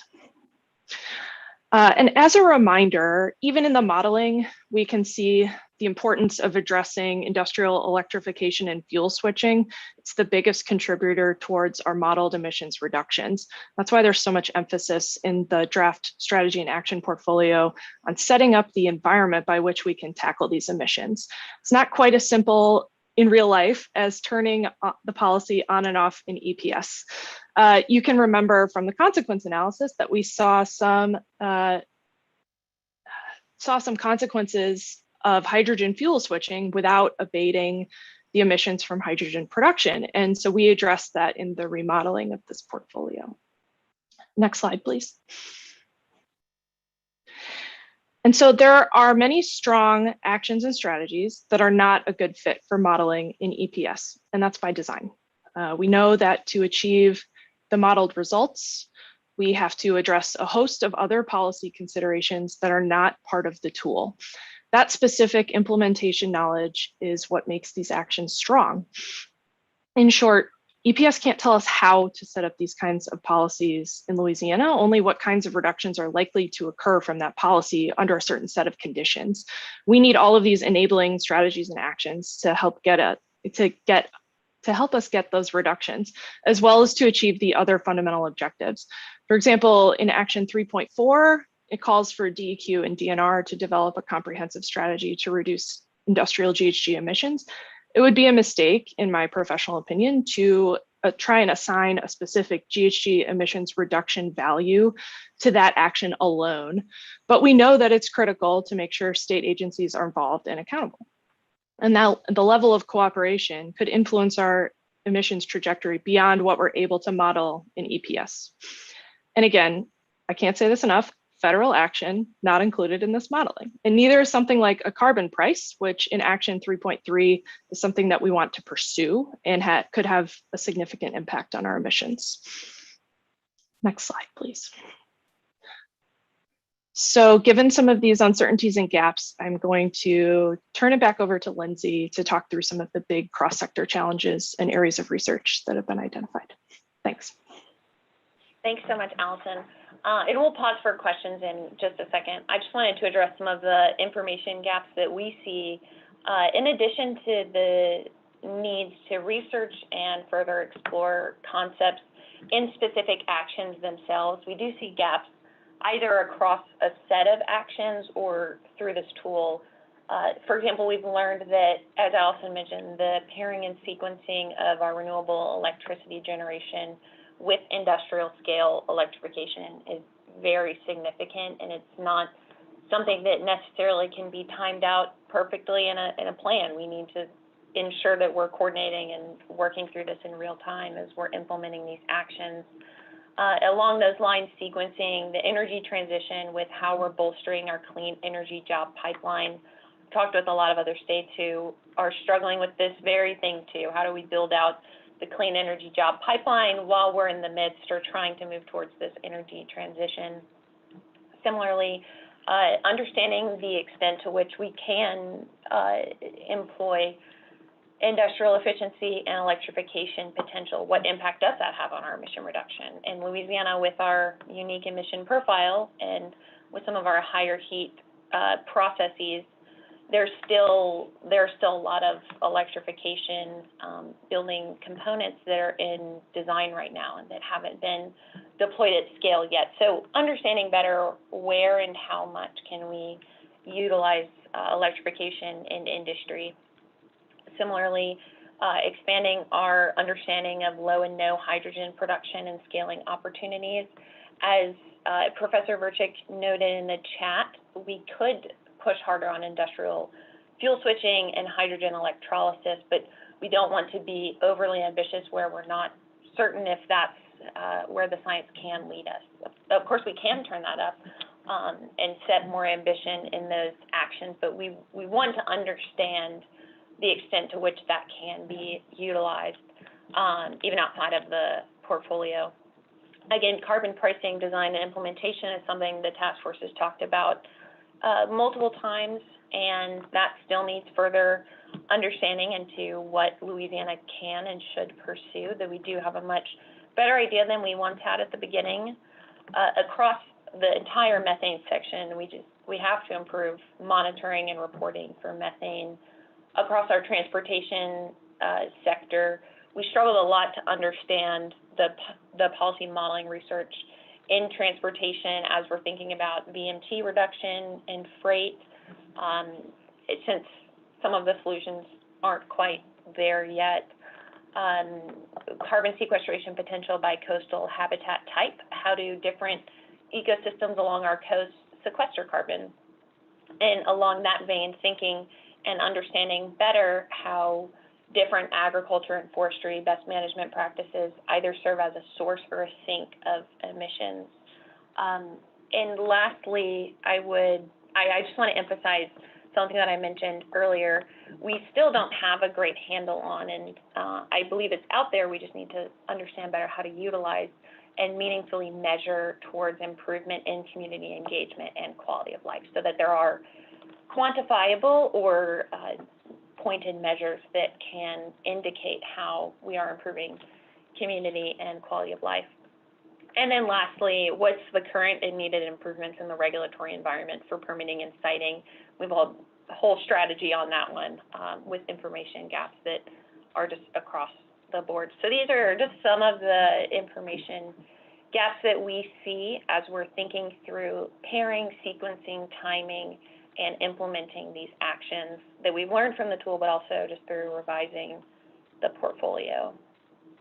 And so with that, I will turn it back to the chair, possibly if we want to do questions before we get into discussion. Yeah, let's pause. I know that was a lot of updates and details, but we thought it was important to really kind of parse through it. Again, just for the benefit of the task force members. So with that, any questions for Ms. Cooper or Ms. DeYoung? Mr. Chair, if I could jump in and address Rob's question in the chat about the other scenario developed by RMI and Energy Innovation. It's available in the public version of the tool as the US NDC scenario. And we actually used that scenario as the lower bound of our future with action scenario. So in that uncertainty range that I presented earlier, we used that as kind of our most aggressive future to represent that. So I just wanted to note that, and some of the policy settings in that scenario were carried over into our modeled portfolio because we thought that they were a reasonable approximation. So I just wanted to clarify that point. Thank you for clarifying that. I have just a quick question, if I may. Sure. Could you go back to the slide in which you show the range of reduction? Yeah, I think that's the one. So and I'm just trying to read this right. So what this includes is, so if I'm reading this right, the 40 to 50%, what am I supposed to take from this? I see the middle line. And if I want to say to myself, well, what's the most likely situation out of here? Or what's the range of possibility? Am I right in saying that getting to zero by 2050 is one of the least likely outcomes of this, and that getting to, I don't know, whatever, 70 or something is much more likely? I would be very wary of assigning probabilities to any of these outcomes at this point. I don't, I think it's important to remember that we just a couple months ago got our full greenhouse gas inventory produced by LSU. There are a lot of data sets and unknowns, even about our current baseline, that we have identified in the action and strategy portfolios, things that we need to collect and monitor and improve our understanding of. And so while I think that there is a lot of work that we can do to understand in more detail the uncertainties and use some really robust methods to try and get at what our future trajectory is most likely to be, given those very deep uncertainties about our future, I think that it's too soon to tell, and we know that we need to take direct action, right? Like we used this tool to analyze consequences and to analyze consequences in a very specific way. And I think we have learned what we can learn from this tool for now. Doesn't mean that we can't update it in the future. Doesn't mean that we can't add additional local data to make it more robust and to help guide implementation, because I really hope we do that. But I think that it's important to remember that we used modeling for a very specific role in this process to augment the larger participatory planning process, which everyone on this call has contributed to. So I want to respect what you can say in terms of the math, but are you saying that any number between 100 and 140 and 0 is equally as plausible? I mean, it's 2050, Rob. Like, I don't know what's going to happen between now and then. There are plenty of exogenous shocks that could happen as well. I mean, I think that Congress has enough of a tough time forecasting a 10-year budget window. I think that, yes, as we go out into the future, the uncertainty range increases, and that's just a feature of long-range modeling. Thank you. All right, Ms. Bichon-Battle. Thank you, Allison and Lindsay, and Allison, I had the same questions on this modeling. I think I see what we're looking at, but I'm not sure that I think I might need to look at it a little bit more. So just thank you for that. Lindsay, I had a couple questions around some of what is going to be presented. The definition of clean and renewable will be addressed. I believe Charles said that. That's going to be in the glossary. But I also heard you say that the definition, whichever one we're using, is 80% carbon free. Can you restate that sentence? Absolutely. So wait, one more. No, keep going. There we go. So in the clean energy transition section, so in the first strategy, I don't know, I'm holding up my paper, but in the first strategy, we define what clean is and what renewable is. So we define clean as energy generation that results in little to no GHGs, and renewable is naturally replenishing energy resources with 0 GHG emissions. So we clarify those definitions so that when we set this renewable and clean portfolio standard, we're not conflating the meaning of the two. Mm-hmm. So the standard is including renewable and clean energy, but we do have within this goal of 100% renewable and clean generation by 2035. Within that 100%, we want 80% of that to be renewable energy. Mm-hmm. And then up to 20 could be clean. Great, that was very helpful, because there were some other slides a little later where the focus was on low CO2 emission. And then there was some conversation around the net greenhouse gas reduction, which would include low CO2, but it would also probably let slip by methane and the other greenhouse gases that we need to be reducing according to the executive order. So I guess I just want to get clear on when we're using what word, when we're using greenhouse gases, when we're using low carbon, when we're using renewable. And so I really appreciate you going back to this slide for me. I also noticed that there wasn't, or I didn't hear, maybe there is, and it was a lot, and thank you. But I didn't hear anything about equity standards. I heard quality of life, but I didn't hear equity in the presentation at all. How are we managing for tracking, understanding the equity implications on these strategies, maybe 1 through 28, maybe broadly? Is there anything that we should be looking for as we read through the updated strategies?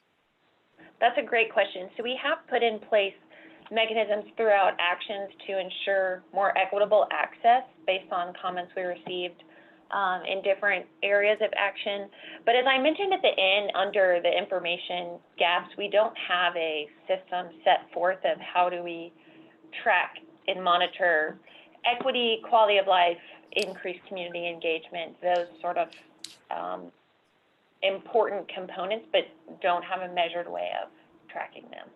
Yeah, and that's what that was going to be my comment in that gap section, actually, which is it feels like another major gap on research is equity, and I wondered if it could be a little bit more clearly articulated, not just as quality of life, which I believe refers to all residents of Louisiana, but equity targets and standards that really have us honing in on communities that have been made vulnerable, mostly due to over-industrialization and overexposure to pollution, from our legacy industry. So thank you. That was very helpful. Thank you, Mr. Chair. So I can clarify that too in the gaps and next steps. And Colette, if there's any additional areas where there is confusion on the definition, I know there is the zero carbon, there's low and no carbon.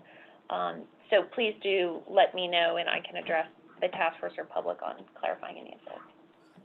And actually on that point, I wonder, as we take the time to look over these new strategies, will we just be sort of like yes and knowing what we see, or will we have time to insert pieces of information? I'm just thinking about equity targets personally, which I'll take some time to look through, but is there still an opportunity, or have we passed the space where those types of things can be added or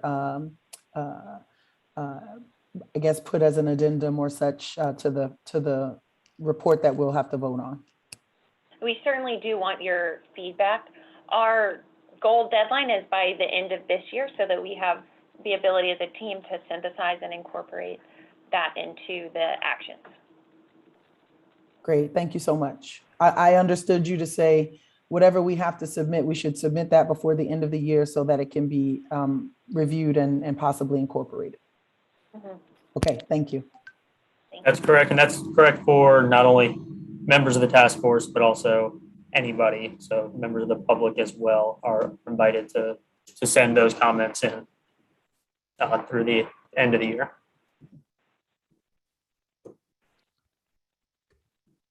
Any other questions? Just a very quick one. There's a use of a term that I wasn't aware of, which is clean hydrogen that you're using. I'm assuming that means hydrogen, green hydrogen and blue hydrogen. Is that right? Yes, that's the way that we use that term in the action. Okay, thank you. It means both, Lindsay? It means both green and blue equals clean? Yes, because that's the way that we've defined clean, as low or no emissions, is why we carried over that definition of clean to hydrogen. Okay, I thought, well, okay, thank you.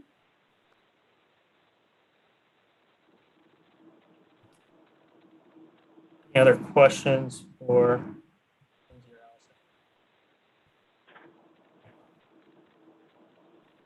See any, but I would like to just make sure that the record reflects and fellow task force members are welcomed. Chief Parfait Dardar, Joey Burrow, Dr. Burkett, and Mr. Schwartz are all in attendance. And so I just want to make sure that the record reflects that they're here, and welcome to all of you. All right, Dr. Burkett. Yes, I have some comments from the SAG co-chairs, the Science Advisory Group co-chairs, on both the EPS tool and the portfolio of strategies as revised. I don't know, and Harry, I've shared with you these comments, but I would like to enter these on the record. Would you rather me do that now or later? If I think now is a fine time. Okay. So the SAG was not asked or tasked with reviewing the strategies and the EPS simulator like we were asked to review the greenhouse gas inventory. We were very methodically, we split up into groups and we went through and worked with David Dismukes, and we're, as a result of that input, I think that the greenhouse gas inventory is something that we all think is probably the best we can do at this point in time with the information that we have. But like I said, we did not methodically review.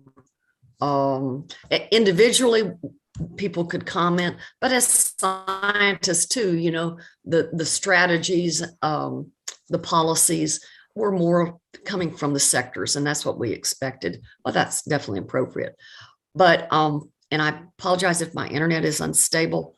Can you still hear me, Harry?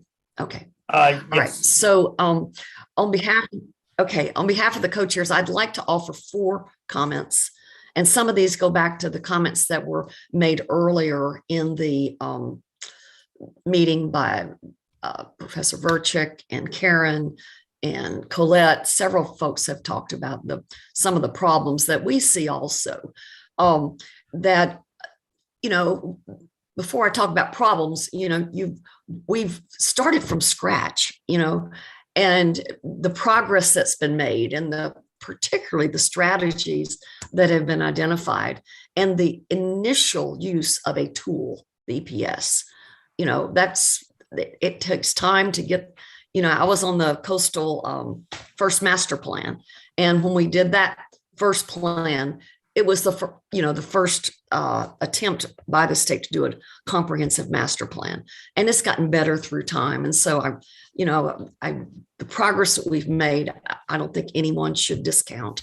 And I think if we frame our report, in terms of what we have actually been able to do, honest and transparent, that we can have a plan that I think everyone could probably endorse, but it might look a little different than the outline that Charles laid out.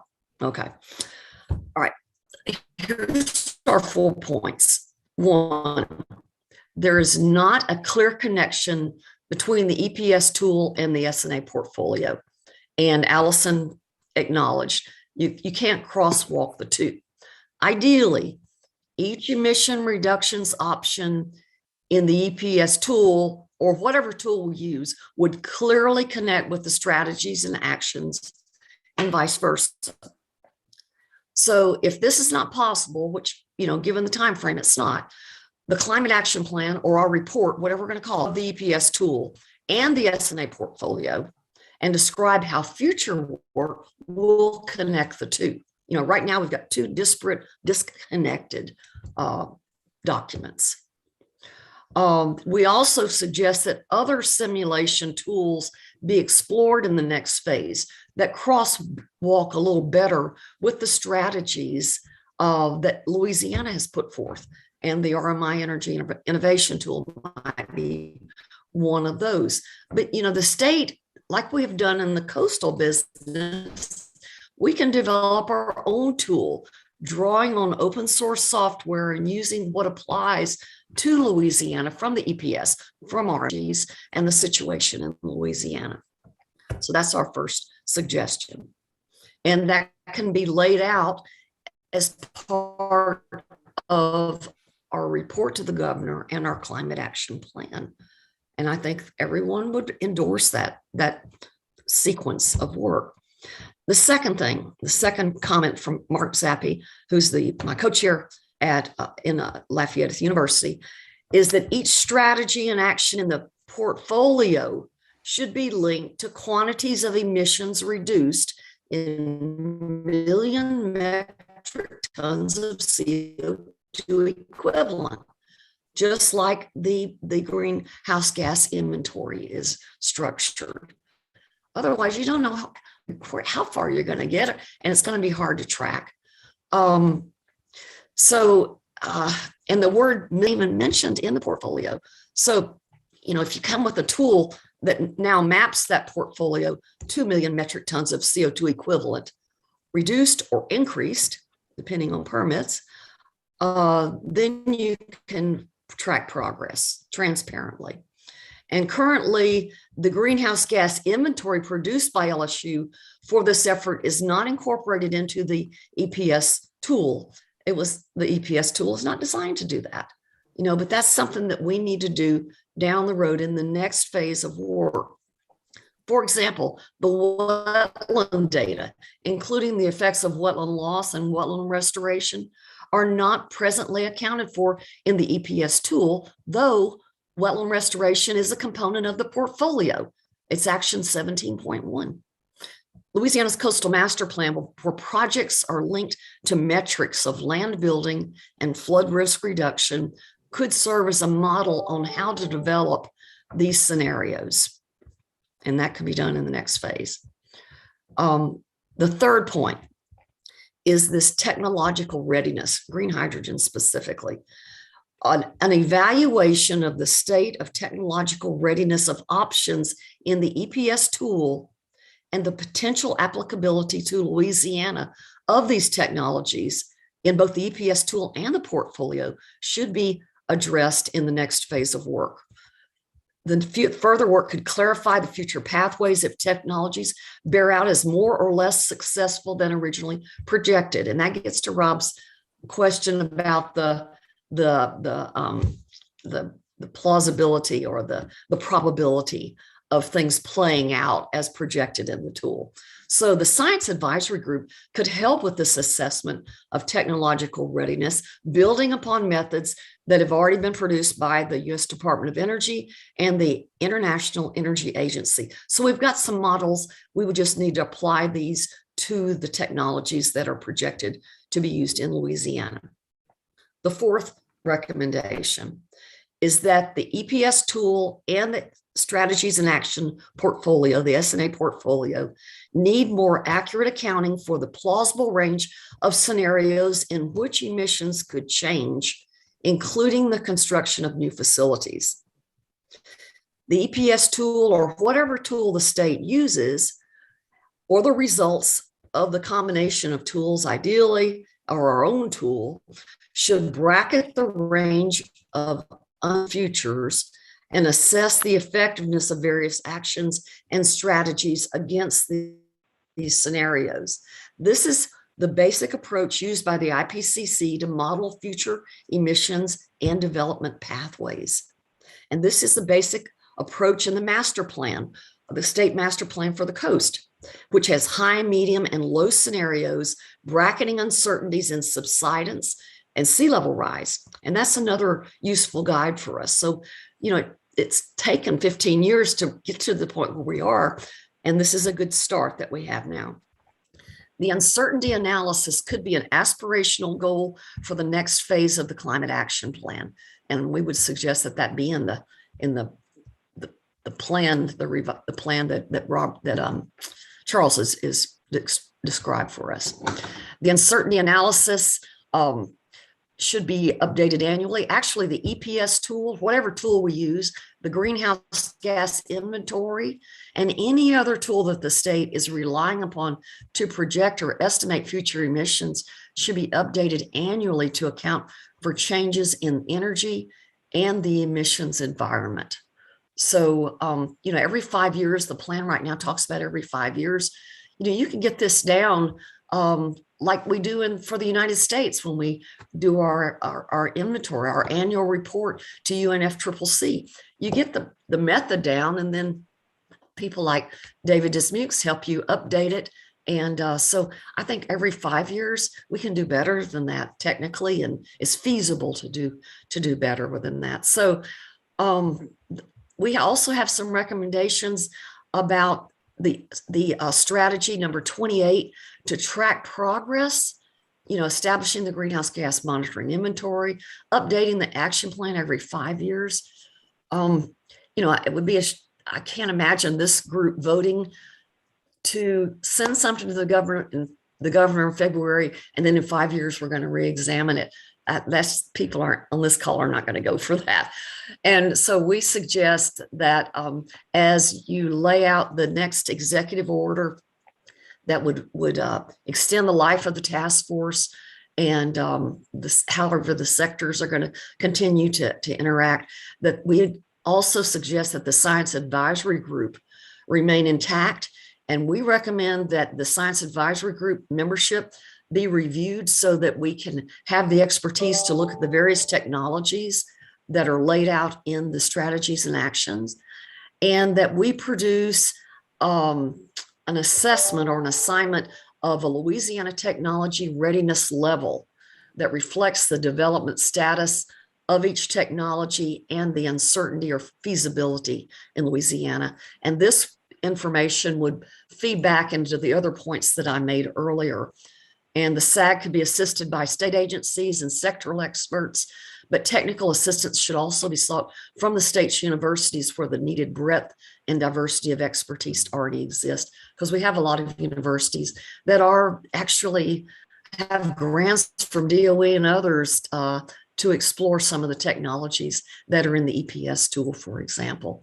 So I can send you all these, or I'll send to Harry and Lindsay these comments, but I think that that they should be reflected in that strategy number 28 for our future. It's not just updating every 5 years. I think we need to lay out a serious path forward for what happens after February 1st, and I think that that's where if we could all agree on a path forward that develops all these tools, these methods as we've outlined, that maybe we could come to agreement on what to submit to the governor at the end of January. Thanks, Harry. Thank you, Dr. Burkett. I appreciate it, and certainly send those take note, and we'll work to incorporate as we can. And because I think a lot of those are fair comments, and we really did not commission the creation of this tool, this EPS tool. It was going to be created, and it was good timing. We kind of asked them if they would bump it up in their process so we could at least have it available to help support decisions, recognizing that it is not a one-to-one match. They were created for different things, and I think we continue to evaluate what tools are out there, but we are pulling in the best available tools that we have today to help support decision making. We offered a workshop for everybody to go over the EPS tool, I believe last month and the month before, to provide opportunity for members of task force, science advisory group, and committees and other advisory groups and the public to participate and engage with how that tool was developed. But certainly tremendous opportunity to improve it, update it, and not wait every 5 years to pursue that endeavor. I will note that the executive order does not sunset this task force. So just wanted to note that that it contemplates the task force meet at least yearly to check on progress, but that is a minimum, not a maximum, not a meeting. But, Mr. Chair, if I could add a couple of points, I just want to clarify a couple of things. First, the EPS is a peer-reviewed tool. It is and again, like it is open source, all of the documentation is available. It's not like our actions and strategies I've mentioned before are not a one-to-one, and they are not supposed to be. We cannot assign a specific emissions reduction amount to each individual action, because part of what the EPS tool is good at is measuring and modeling how those interact and how they reinforce or contradict each other in different ways. We wouldn't want to move from move from compartmental modeling back to siloed modeling. We also did not have, as Harry noted, we got this tool for free. It's a very robust, peer-reviewed tool, and we used it because it was available to us, and we learned a lot from it. We used it in a very specific way to inform decision-making within the context of this collaborative process. And Olivia Ashmore from EPS presented to the Science Advisory Group, and we've had multiple conversations with the Science Advisory Group about how the tool works and how we were going to use it. I also want to note that Olivia and David Dismukes did crosswalk and did calibrate the data between the inventory and what's presented in the background data in the EPS model. They calibrated that to make and we discussed tolerances and differences in the data sets because they're from different years, they're from different sources. And so even though David's inventory was not directly ported over, there was a calibration process that went on. So I just wanted to clarify a couple of those things. I think if there's concerns or critiques with the policy crosswalk that was done as part of the second round consequence analysis, as I've said many times, like there are multiple ways to construct scenarios to approximate what we put in the portfolio. And I presented one of them. And I even presented some modifications that we made to adjust things as we learned and as we were analyzing those consequences. But it's an open source tool. And my goal was to provide a complete documentation of everything, every policy setting that I did, every adjustment that was made, every assumption that was made, so that anybody could recreate it in this open source tool.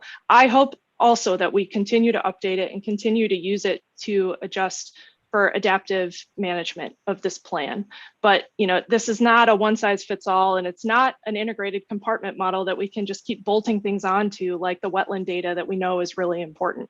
We're going to have to combine analyses in a very creative way to understand exactly how this stuff is moving around and what it means for our emissions. So I'm really looking forward to working with you guys next year to see how we can move that work forward. Thanks. Yeah. That's exactly, Allison. So the next phase of work needs to enable us to refine this and add these elements, like the wetlands one that you were just talking about. So it's just not, the point that we're trying to make is you just don't walk away from this. It needs continued work, further work. And I think that we can all say we're just, the progress and the work that's gone into this, it's remarkable. And it's a great start, but there's a lot of work left to do. And that's what I think Strategy 28 needs to talk more, give us more of a feel for the additional work that needs to be done. And I think that between now and the end of January, I think we could, working together, we could come up with something that we all feel represents a consensus view. And but right now, I don't see it written in the portfolio. Maybe what Charles is developing will have more of a flavor for that. But in his outline, I didn't really see like next phase. It was more update, but it wasn't progress down this path that we've started. So I'm sorry, I didn't mean to take. No, thanks for those comments, and Allison, thank you for clarifying. And we certainly know that the EPS tool, nor the state implementation tool or inventorying tool that the EPA did, that LSU based their inventory. I mean, neither addresses coastal wetlands very well at all. And so, continuing partnerships with USGS, Water City Gulf, other academic institutions there to improve that inventorying, and then kind of on the modeling side of what policies and actions can improve our natural sequestration. I mean, that's just one example of an opportunity to continue. And I certainly hear the interest in kind of getting a little more specific and identifying what those next steps are. I'm sorry, Lindsay, do you have something else to?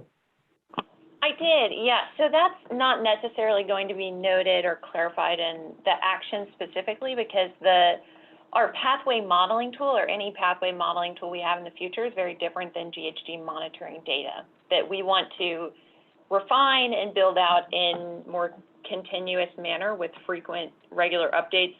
But the pathway modeling tool, those uncertainties and limitations will be talked through in the plan, just not in this section, because we view that as very different as the charting of our path forward and our pathway to net zero. We will talk through that extensively in the full plan, but in strategy 28, it's focused on tracking our progress through that GHG monitoring program and our inventory updates. So more understanding the current emissions rather than the policies to meet those reduction goals. So I just wanted to create that clarification. That it'll be captured, and we'll let us work it into the draft and see, what, when it comes out, that kind of meets the mark, and based on the comments that you just made, and kind of I think we understand the thrust and kind of what you're driving at, and appreciate it, and think they're spot on, and I think there's alignment there for sure. Thanks. All right, Professor Burchett.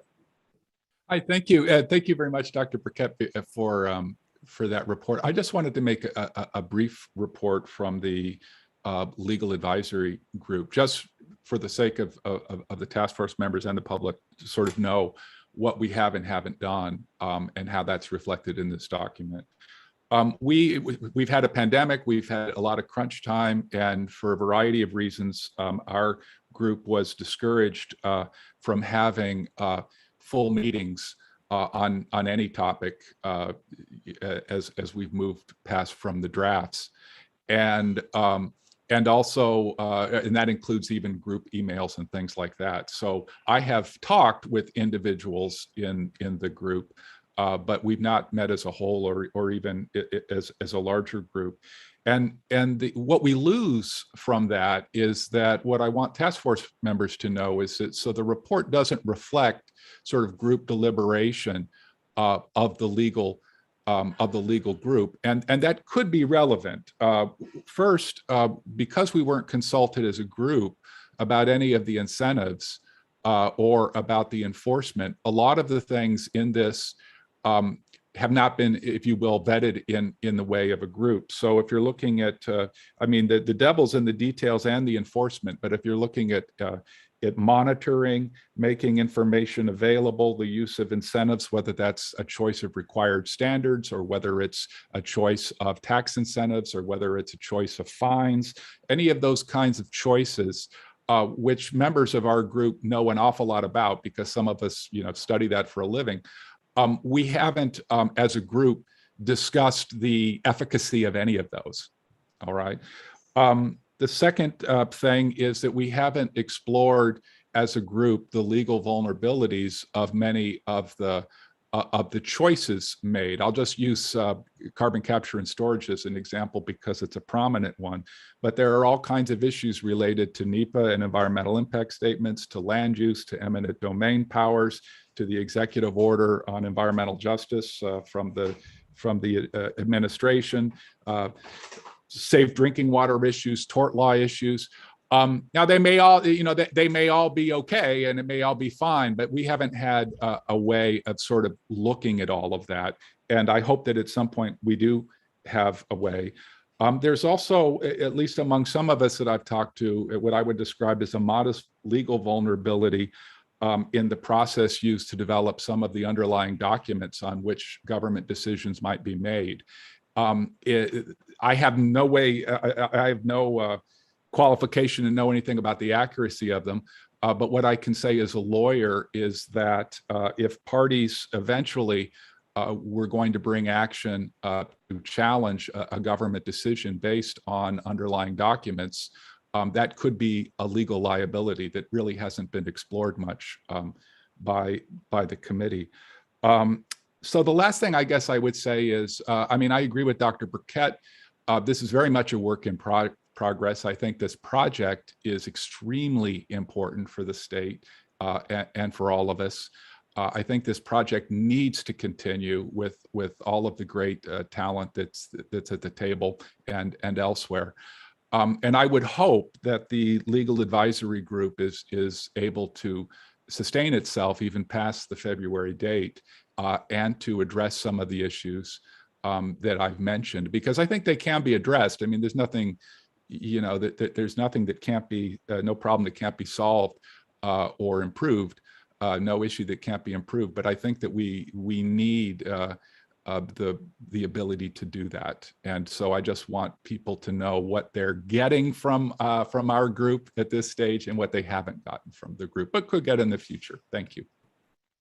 Thank you, Professor. I would like to just respond because I don't want your comments to be perceived as discouraging debate for the sake of discouragement's sake. As we discussed previously, and I've shared with other members of committees and advisory groups, I raised at the beginning of this meeting, we've had over 46 public meetings in 13 months. That's about nearly a public meeting a week without inviting the advisory groups and committees, which there are 4 advisory groups, 6 committees. If we want to be even-handed and have them all meet, that's an additional 10 meetings. And so, that would put us over a week, public meeting per week. Not to say that that isn't important or that shouldn't be considered, but we felt that there was ample opportunity for individuals of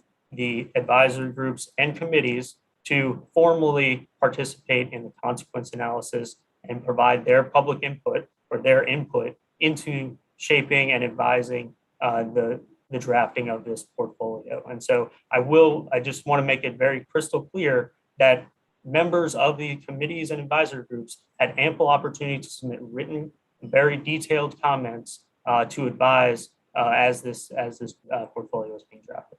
I don't disagree with you. You're exactly right. You're exactly right. So I agree with you on that.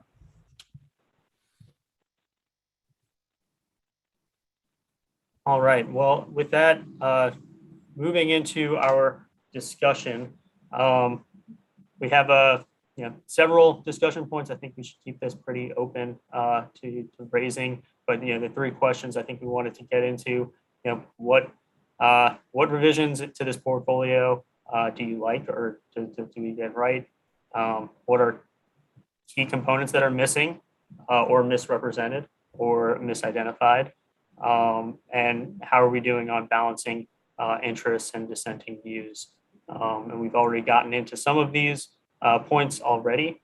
And so, I think people can address them as the ideas come. But I just want to stress that now is the time to identify answers to these questions from your point of view, to have this in discussion in a task force meeting. And so I'll stop there and open the floor.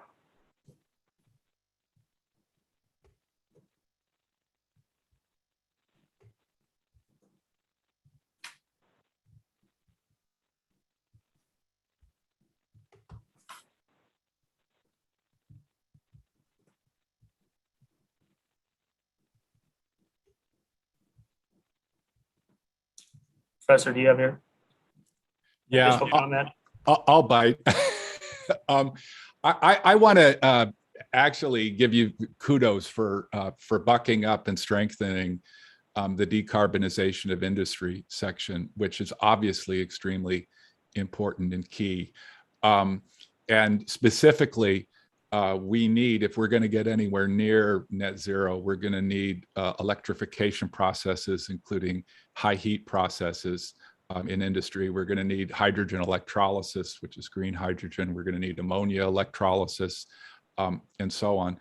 One concern that I had was that I think that we could do a better job at making the electrification and other sorts of things I just mentioned, putting them on equal footing as other industrial processes. So for instance, I think CCS is still in a favored position, although I'm not sure that's merited. So for instance, electrification of industry is described in this way. Economic feasibility, scalability is not demonstrated in Louisiana. And that may be true, but we don't say the same thing of CCS, which is true, that it hasn't yet been economic. The storage of CO2 infinitely has not, shown that it's economic, feasible, scalable, as demonstrated in Louisiana. So I would suggest that if we say things like that, we say them equally, or that we don't say them all. Also, for instance, we know that industry is lobbying for state tax incentives to build out carbon capture and storage. We could, I think, we could be inspired by that and say that we should recommend state tax incentives to build out electrification, hydrogen electrolysis, and ammonia electrolysis, all of which in the long run would be cheaper, save more lives, and gain better traction in the market. And I also really think that when we use terms like clean hydrogen, a word that I had to look up and find on an industry website, I think what we're doing is we're actually undercutting the effort of things that are really important, like hydrogen electrolysis, which is so-called green hydrogen. The public's very confused about these things. I get confused about these things. And I think that, if clean hydrogen includes blue hydrogen, which is the manufacturing of hydrogen in normal processes and then bolting on CCS, carbon storage, there are reports that show that that's even worse for the CO2 footprint than not doing it at all. And so I think putting those two things together undercuts this decarbonization of industry point. So overall, I love that we're bucking this up. It is the core of what we need to do. But the electrolysis and the electrification, that's the meat and potatoes of decarbonizing industry. CCS is a side dish at most. And I think that we could make that clear in this. That's the end of my comment. Thank you, Ms. Ishan Battle. Thank you, Mr. Chair. Just on this discussion part, what I've been thinking about is how much we're not talking about justly sourced renewable energy and how much that could get us close to our goal, that along with energy efficiency. And the reason I'm thinking about it is because as I think about all of these new technologies and I think about even the federal investments that are planned to come down, there's one thing we keep sort of missing or not acknowledging, which is that the siting of the current industrial build out is 80 times more likely to be in Black communities and 100 times more likely to be in poor communities. And continuing to invest in these facilities that have a life cycle that we're keeping them alive and keeping these toxic, poisonous pieces of infrastructure going. It lacks an acknowledgement of the Black and poor and brown communities that are often right next to these things, and what we could be talking about is how to sunset facilities that have a life cycle, how to remediate the pollution that is already here causing harm to our communities, how to use renewable energy as an opportunity to transition, to make this transition from this dirty stuff that keeps harming us. And I just wanted to mention it because I think this is the comment I must make at every meeting, right? We're talking about a lot of really beautiful science and data and technology, but we forget to talk about Louisiana's people. And the benefit to Louisiana's people is not just the GDP of the state. It is not just the economic benefit of private business. It is the health and wellness and longevity and ability to live a good life of the people of this state. And I appreciate even just the acknowledgement of like the words are confusing, the definitions are shifting, the data isn't all there, our modeling isn't able to fix this. I mean, this is really concerning to me, because I feel like we're missing the bigger point here, which is that climate change is real. It is impacting our communities now. All of these ideas and timelines of technologies that have not been proven are also missing the point that our people are in trouble, our state is in trouble, and the only opportunity where we seem to be honing in on and talking about is the economic opportunity of big industry to continue to maintain itself. And I think that is the wrong thing to focus on. So I just wanted to bring back front and center Louisiana's people who are already next to these industries, these industrial facilities that are going to have to be invested in, upgraded, more pipelines put down, more pollution put down, more harm done in order to get to a lot of these technologies, when really we could be not just moving in step with Colorado and California and these other states that were mentioned, but we could really be a leader, not just in technology, but in how we value our people, how we value our ecology and our state, how we value the beautiful things of Louisiana. So I just wanted to mention that, you know, we need to make these things public. We need to consider, I really appreciated the comment earlier by Mr. Robertson about, you know, timelines. I mean, you know, aren't we the government? Aren't we in charge of our democracy? Can't we make decisions around timelines and decisions? At the very least, the public needs to hear, I think, what Dr. Burkett was bringing up, which is what tagging the industrial reductions to each of these strategies. We need to see the breakdown. The public needs to know the breakdown. And we really need to think about not just how to keep making money for Louisiana's private industries, but how do we make a longer life and a better life for Louisiana's people. And I think it's going to take some courageous leadership to really hone in on the investment of energy efficiency, renewable energy, justly sourced renewable energy, so that we can move this forward in a way that is good for the people, not just the industry. Thank you, Mr. Chair. Thank you, Ms. Bichon Battle. Chief Parfait Dardar. Hi, well, good morning, everyone. And again, honored to be with all of you today. Thank you, Rob and Colette. And just to kind of chime into that, part of the concern of where I'm looking is the prioritization. We definitely don't hear enough about the health and well-being of communities and people, but even more so, even when you look at the outline of what's being prioritized, it's not consistent. And the main focus, of course, is the economy when it should be the environment. We cannot grow anything if we do not first protect and preserve Louisiana itself. So the fact that we do not have enough information on our natural forms of carbon capture sequestration, right, with our wetlands is highly concerning.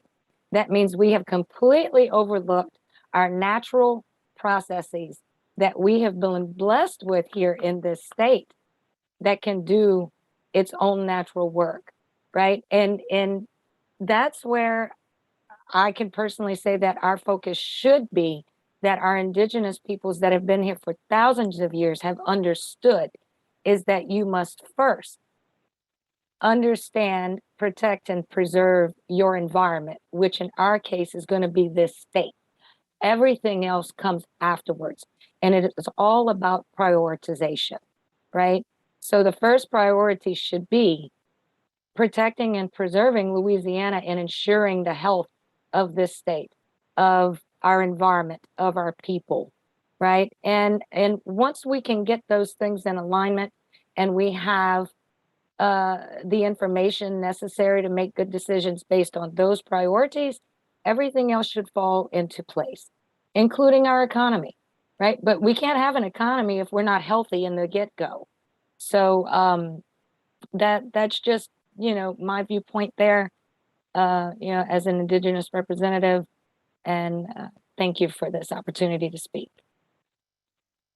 Thank you, Chief, for sharing your perspectives and your thoughts and advice. And I will say that my comments to say that we don't, that the EPS tool and the LSU greenhouse gas inventory, just because they don't do a good job capturing the state's natural sequestration value of our coastal wetlands, doesn't mean we aren't trying to get a handle on that. And CPRA has asked the Water Institute in the Gulf to evaluate that further. And I know USGS is looking into it more, that work as well. And so we're identifying opportunities to partner up to bolster that work, to get resources to really to support that information gap or deficiency, to make sure we know are able to capture that value, that one component of the value of our coast.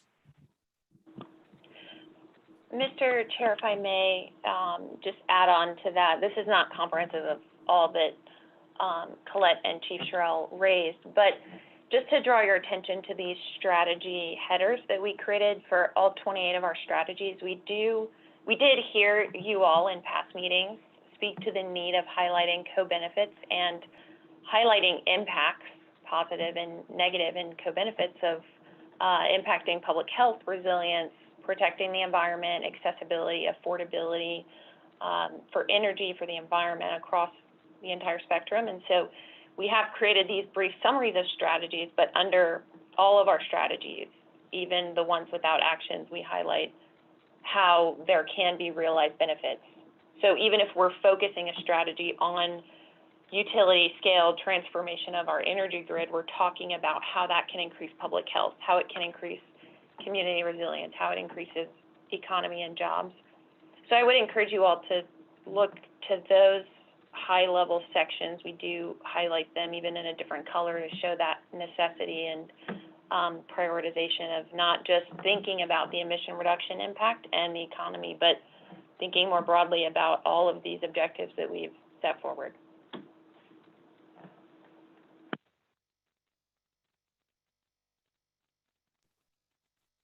Thank you, Lindsay. Any other comments, really, from anyone who hasn't spoken yet today?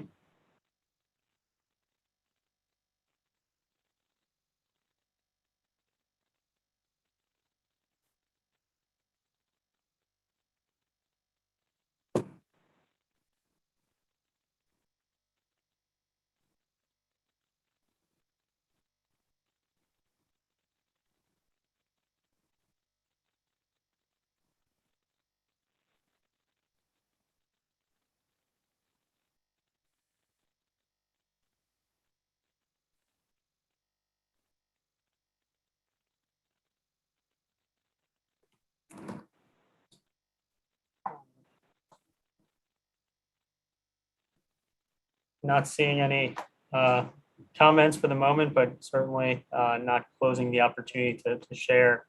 But I guess, do we want to revisit kind of the voting now that we've had the opportunity to kind of go through the updated version of the draft portfolio, kind of an overview of the overall plan as conceived by the planning team, and recognizing that we're going to be able to incorporate not only your comments made today, but also any comments you'll send later this month or public comments received, and yes, update the draft and pick it up and see if it meets expectations and standards in our first January meeting is one approach, which would, again, I guess, leave ourselves time to pivot or proceed as laid out.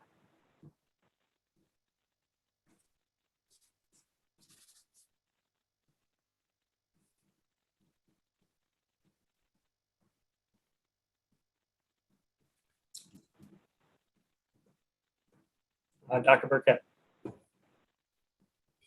Yes, just looking, starting, the big picture at the plan, the climate action plan, and knowing, just thinking, reflecting on everything that's been said and chatted about, and the need to produce, have a product for the governor at the end of January.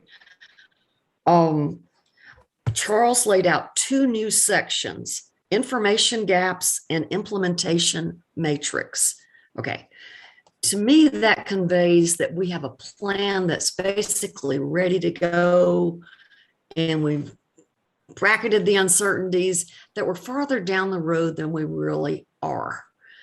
And I think that if we do 2 things, that we may be able to get the endorsement of a plan from this group. And I would frame the end of the plan as path forward, or something that conveys that, it's not just we're missing a little bit of information here or there. Basically, we've got a lot of work to do. We've got a great start. Number 1, I would frame the EPS as with all of Allison's caveats. She had a great slide that said it's a reminder slide. EPS cannot tell us, how many million metric tons. It doesn't crosswalk with our strategies, and it wasn't intended to. So framing the use of the EPS tool, so it's not communicated as something we walk away from. We've got this now, and this is, ready to implement. Okay, so carefully framing the progress that we've made. And I love what Allison said about, the interactions that are represented. And that's something that I kind of understated or even ignored, that, going from silos where we try to put each strategy with the resulting change in our carbon footprint, it's those interactions. And ideally, that's the framing of our path forward, is that we want to capture those interactions. And then what will be done, and the second part of that, what will be done in the next phase of work, where we get at the other things that have been mentioned today and the comments that will come in. And so if the draft plan that Charles sends to us kind of captures all this, and conveys that this is, the first step, and I don't know if we want to call it a climate action plan per se, but as long as it's communicated that, this represents what we've been able to accomplish, and this is where we think we need to go. I think that with that, and if everybody will, maybe we break into small groups, I think we can come up with something that people could endorse next month. I hope so. Thank you, Dr. Burkett.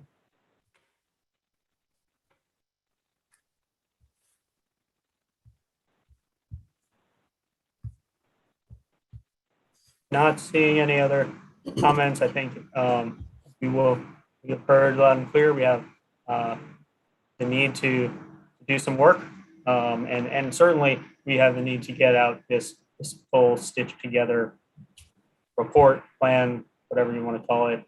We can determine that as we look at it, and where does it fall in terms of kind of that range of of names, but and then we'll circulate it ahead of our January meeting, and really we'll take a hard look then, with the expectation that that first January meeting will not be a time to approve a plan. It will be a time to revisit and say whether we are moving forward with the approach laid out of voting after lodging any specific objections to actions, or considering a different pathway.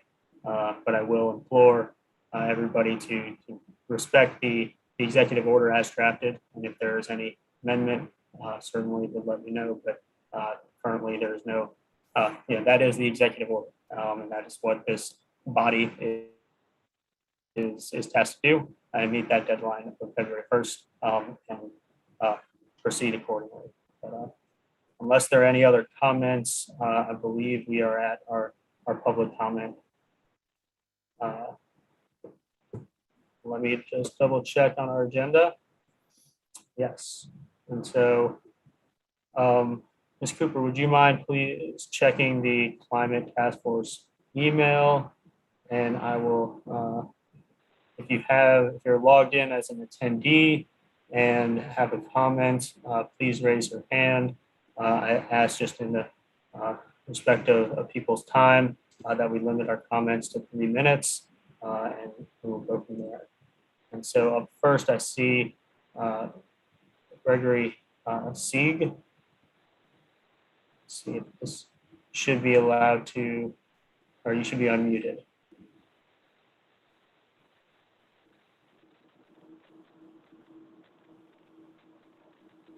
Okay, sir, can you hear me? Yes, we can hear you. Okay, first of all, I want to thank you for being able to address you guys, and I want to commend you guys for all the pertinent information that you're seeking out and guidelines that you're trying to adhere to as for keeping Louisiana the best that we can. One thing I'd like to ask the committee to really take a look at as for the opportunity for Louisianians and minorities to be able to participate in these ventures with the electric companies, which currently we can't seem to get to the table with them unless we want to sell our land or lease our land. So at that time, I'm just asking the committee to really consider how this new technology and new industry that's coming to the state can help to better if we are allowed to participate in it. There's generational wealth that could be created, and that's not necessarily what I'm about. But I was raised, in a country that said that anybody can participate in anything that's going on, and that we could be all we could be. So, as for Louisianians in a economically depressed area, I know that this could open up opportunities for my parish, for my city, for my community to help lift it, to create new opportunities. So I would just ask that you guys would try to put something in place that would hold accountability by the electric companies as well as our elected officials as for offering opportunities and making sure that there's the ability to be able to participate when you can participate. All we're looking to do is to be assets and to be better Louisianians, to create a better Louisiana. Thank you very much, Mr. Sieg. Appreciate you being on the call. Thank you.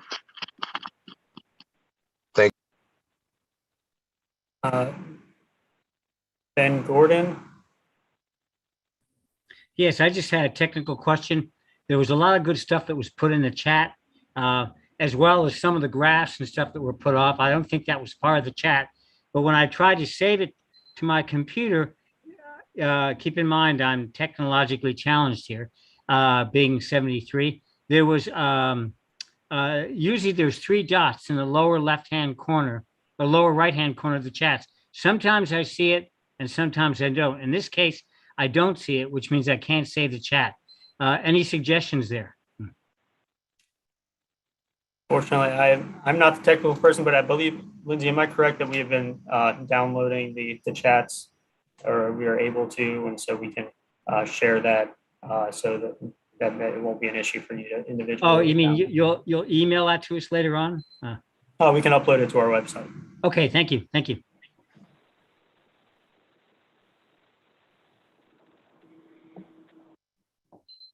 Okay, any other comment from our attendees? All right, seeing none. Jonathan Leo, 1 second, let me find you.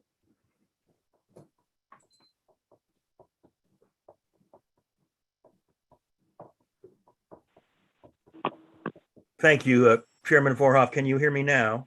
Yes. Thank you. I appreciate it. I was, speaking of being technologically challenged, clicking on the raise hand function, which obviously was not working. I have a comment and also a question related both to Professor Verchik's remarks earlier on in this meeting about how dissents from the committee members are going to be both articulated and preserved in a final report, as well as with respect to how public comments are going to be, not just from this meeting, but officially lodged with the task force by the December 31st deadline, how public comments are going to be preserved and I hope as well formally addressed by the task force. I would like to see, and so I guess I'm asking for this as a part of the ultimate work product of this task force, for there to be what amounts to, as there is in NEPA, a preservation of all comments received by members of the public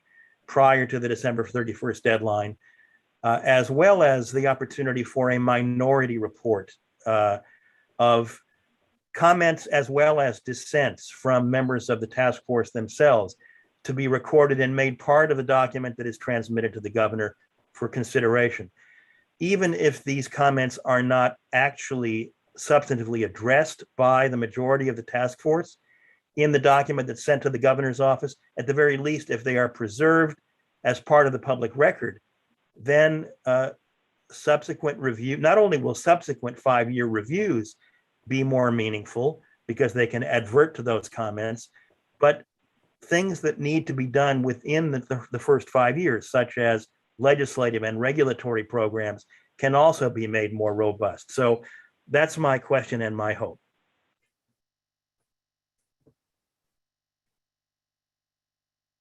Thank you, Mr. Leo. Take it under advisement. I see there's another comment from Alex Colker. Excuse me. Hi, can you hear me? Yes. Great.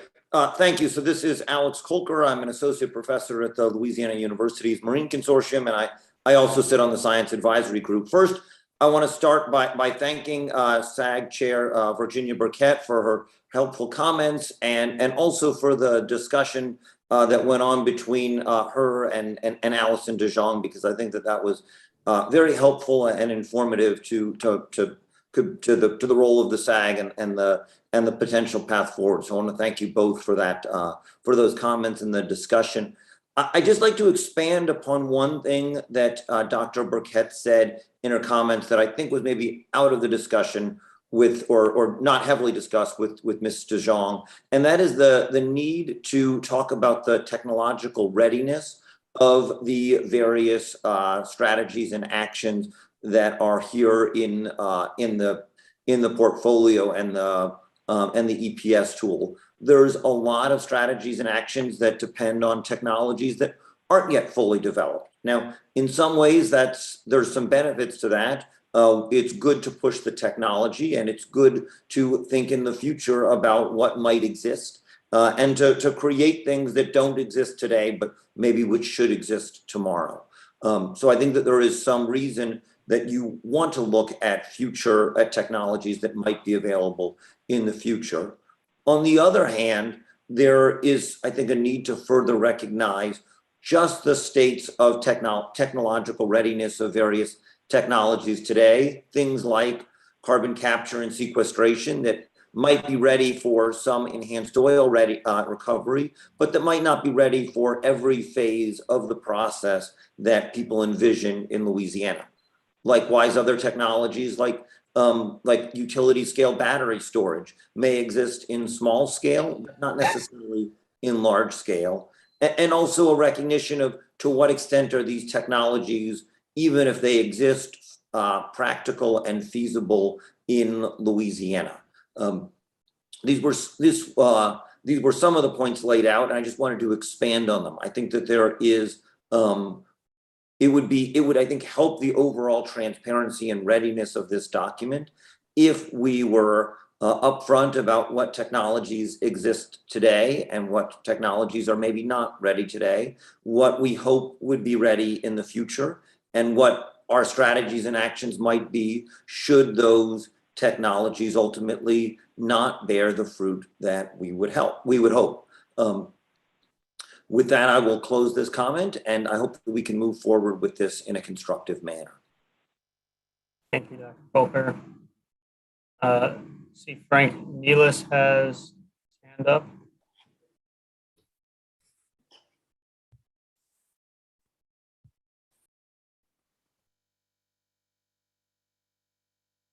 Yes, can you hear me now?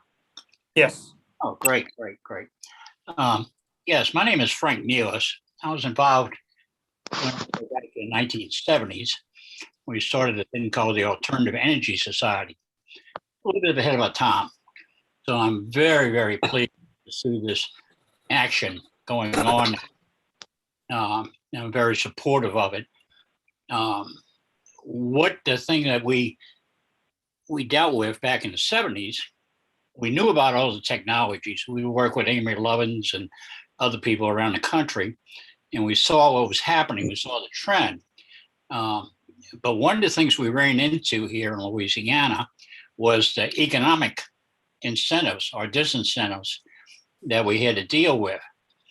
I'm hoping, I haven't seen it, and please advise if there is such a group with this task force that is basically looking at the long-term economic impact of all this stuff and what are the incentives or disincentives that are currently in place that would basically impact the movement on this. Again, I'm very, very appreciative of watching all this. I haven't been involved with it, and I've just been catching it bits by pieces. But I'm very pleased to see the trend that's going on here and look forward to seeing more activities. Thank you very much. Thank you for your comment. All right, seeing no more comment from the attendees, Cooper, would you mind letting me know how many emails we have? Yes, we have 2 public comments through our email. Okay, would you mind reading those aloud? Yes, sure. There we go. The first comment comes from Kenitra Caston Hill with the Alliance for Affordable Energy, and her comment reads, "The information that is being sent out regarding carbon capture and sequestration is misleading. There is no cost beneficial and effective approach to bringing this technology to scale. We, Louisiana, have been a dumping ground for far too long. Why continue to diminish our land while harming our people?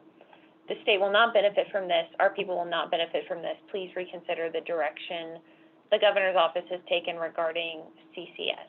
Thank you." Signed, Kenitra. Our other comment comes from the Center for Planning Excellence. Their comment reads, "CPEX thanks the governor for his leadership in prioritizing the need to act on climate change and the GOCA team for putting in the hard work of organizing this effort and developing this portfolio to serve as a foundation that guides our action. It is critical for long-term health and well-being of our state. After reviewing the final draft, we'd like to offer a few recommendations for consideration. First, we must ensure the state has the necessary capacity and prioritizes implementation of this work, especially if we are to adaptively manage this effort over time. This must be intentional and include the resources and leadership necessary to sustain the effort. We would like to see an implementation matrix connecting each action item to the entity that will be responsible for implementation and a process for accountability. Secondly, the emission tool is a great first step, but it must be connected to the action items in order for us to better gauge priorities and guide our decision making as we move into the big picture items in the portfolio to individual on-the-ground actions. For example, we would like to see such a tool be used in guiding permitting processes to understand the impact of new facilities that they would have on state climate goals. Third, while we understand that the majority of emissions in Louisiana come from oil, gas, and petrochemical industry, 20% come from the transportation sector. The state and its local governments continue to permit and subsidize sprawling development and road expansions that are not only counter to our climate goals, but also detrimental to equity and public health. So we'd like to see language strengthened in several of the action items, which we will submit to GOCA, and believe that the state could lead and should prioritize emission reduction in the transportation sector the reducing roadway expansion and development, and prioritizing complete streets, public transit, and incentivizing density through capital outlay where possible. And our last point is, we're hopeful to see the state prioritizing renewables in the portfolio and highlighting the huge opportunities of the infrastructure bill, and if passed, the Build Back Better bill would offer for kickstarting implementation. However, it will take deliberate action and strong leadership across many groups to truly capitalize on these opportunities. It is vitally important that those efforts are coordinated at the local level to ensure siting and development of new infrastructure does not harm local communities. The state must prioritize equity in this economic transition and help lift people out of state widespread poverty that stands as a major barrier to resilience in Louisiana. Workforce training, economic development, and education must all be part of our concerted effort in bringing this strategy to fruition. That is the end of their comment, and the only 2 comments we received online. Very much, Ms. Cooper. With that, that does it for today. We will be picking back up in January. Please don't forget to comment, send in any additional written comments through over the next 2 weeks if you have any. I also just ask everybody to recognize that over the next 6 weeks, there's a tremendous amount of work to be done. And I just appreciate and thank all of you for your time and for your efforts and engagement on this. So thank you very much. I hope y'all have a happy holidays, and I will entertain a motion to adjourn. I'll move, Harry. Thank you. Mr. Berg, you have a motion. Any second? I'll second. Second from Professor Chambers. Any comment? All in favor, say aye. Aye. Aye. Aye. Thank you very much. Y'all have a good one. Thank you. See you in the Thanks, new Eric. year. Thanks, Thank you. everyone. Likewise.